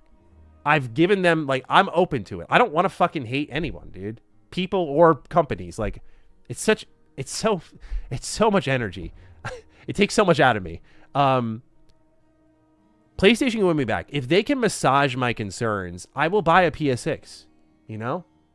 But, like, right now, it's like, I'm definitely not interested, dude. I'm not interested in a Helix. I'm not interested in a PS6 because I'm hearing how much they're going to be. And I need these practices that I care about to be considered. At the very least, man. You know, but that's the best answer I can give you. I'm not trying to give you the evasive, like, I'm not walling myself in. Truly, though, I'm not interested in a PS6 right now. But down the line, if they want to fucking, you know, try to change their policies enough to encourage me to spend money on the platform... they've got some ground to make up. So, we'll see. But, you know, right now, I'm out. Health is wealth, boys. Elliptical and slop. 2 birds, 1 stone. Welcome. Glad you're getting a workout in. Someone's sweating while watching this shit. We'd love that. Valis, I'm glad you feel that. Yeah, like I said, I'm not trying to play the in-betweener game. Like, you know, again, the tough part for someone like me is the living I make. But And I never want to be a tourist. That's the thing, is like, if you wall yourself out completely and I'm just talking about games from the outside, it's like, well, I just forced myself into being a tourist. So again, I want to be open to buying a PS6. I want to play games. I care about the games more than anything. But I want the practices around games to be good too. Some YouTubers are saying Fallout would be Xbox exclusive. What do you think, Maddie? I would say it's very possible. You know, if they're going to go more aggressive on exclusives, then it's possible. Time will tell. I'm deadlifting as we speak. Love you, Maddie. Anthony, there we go. Keep it up.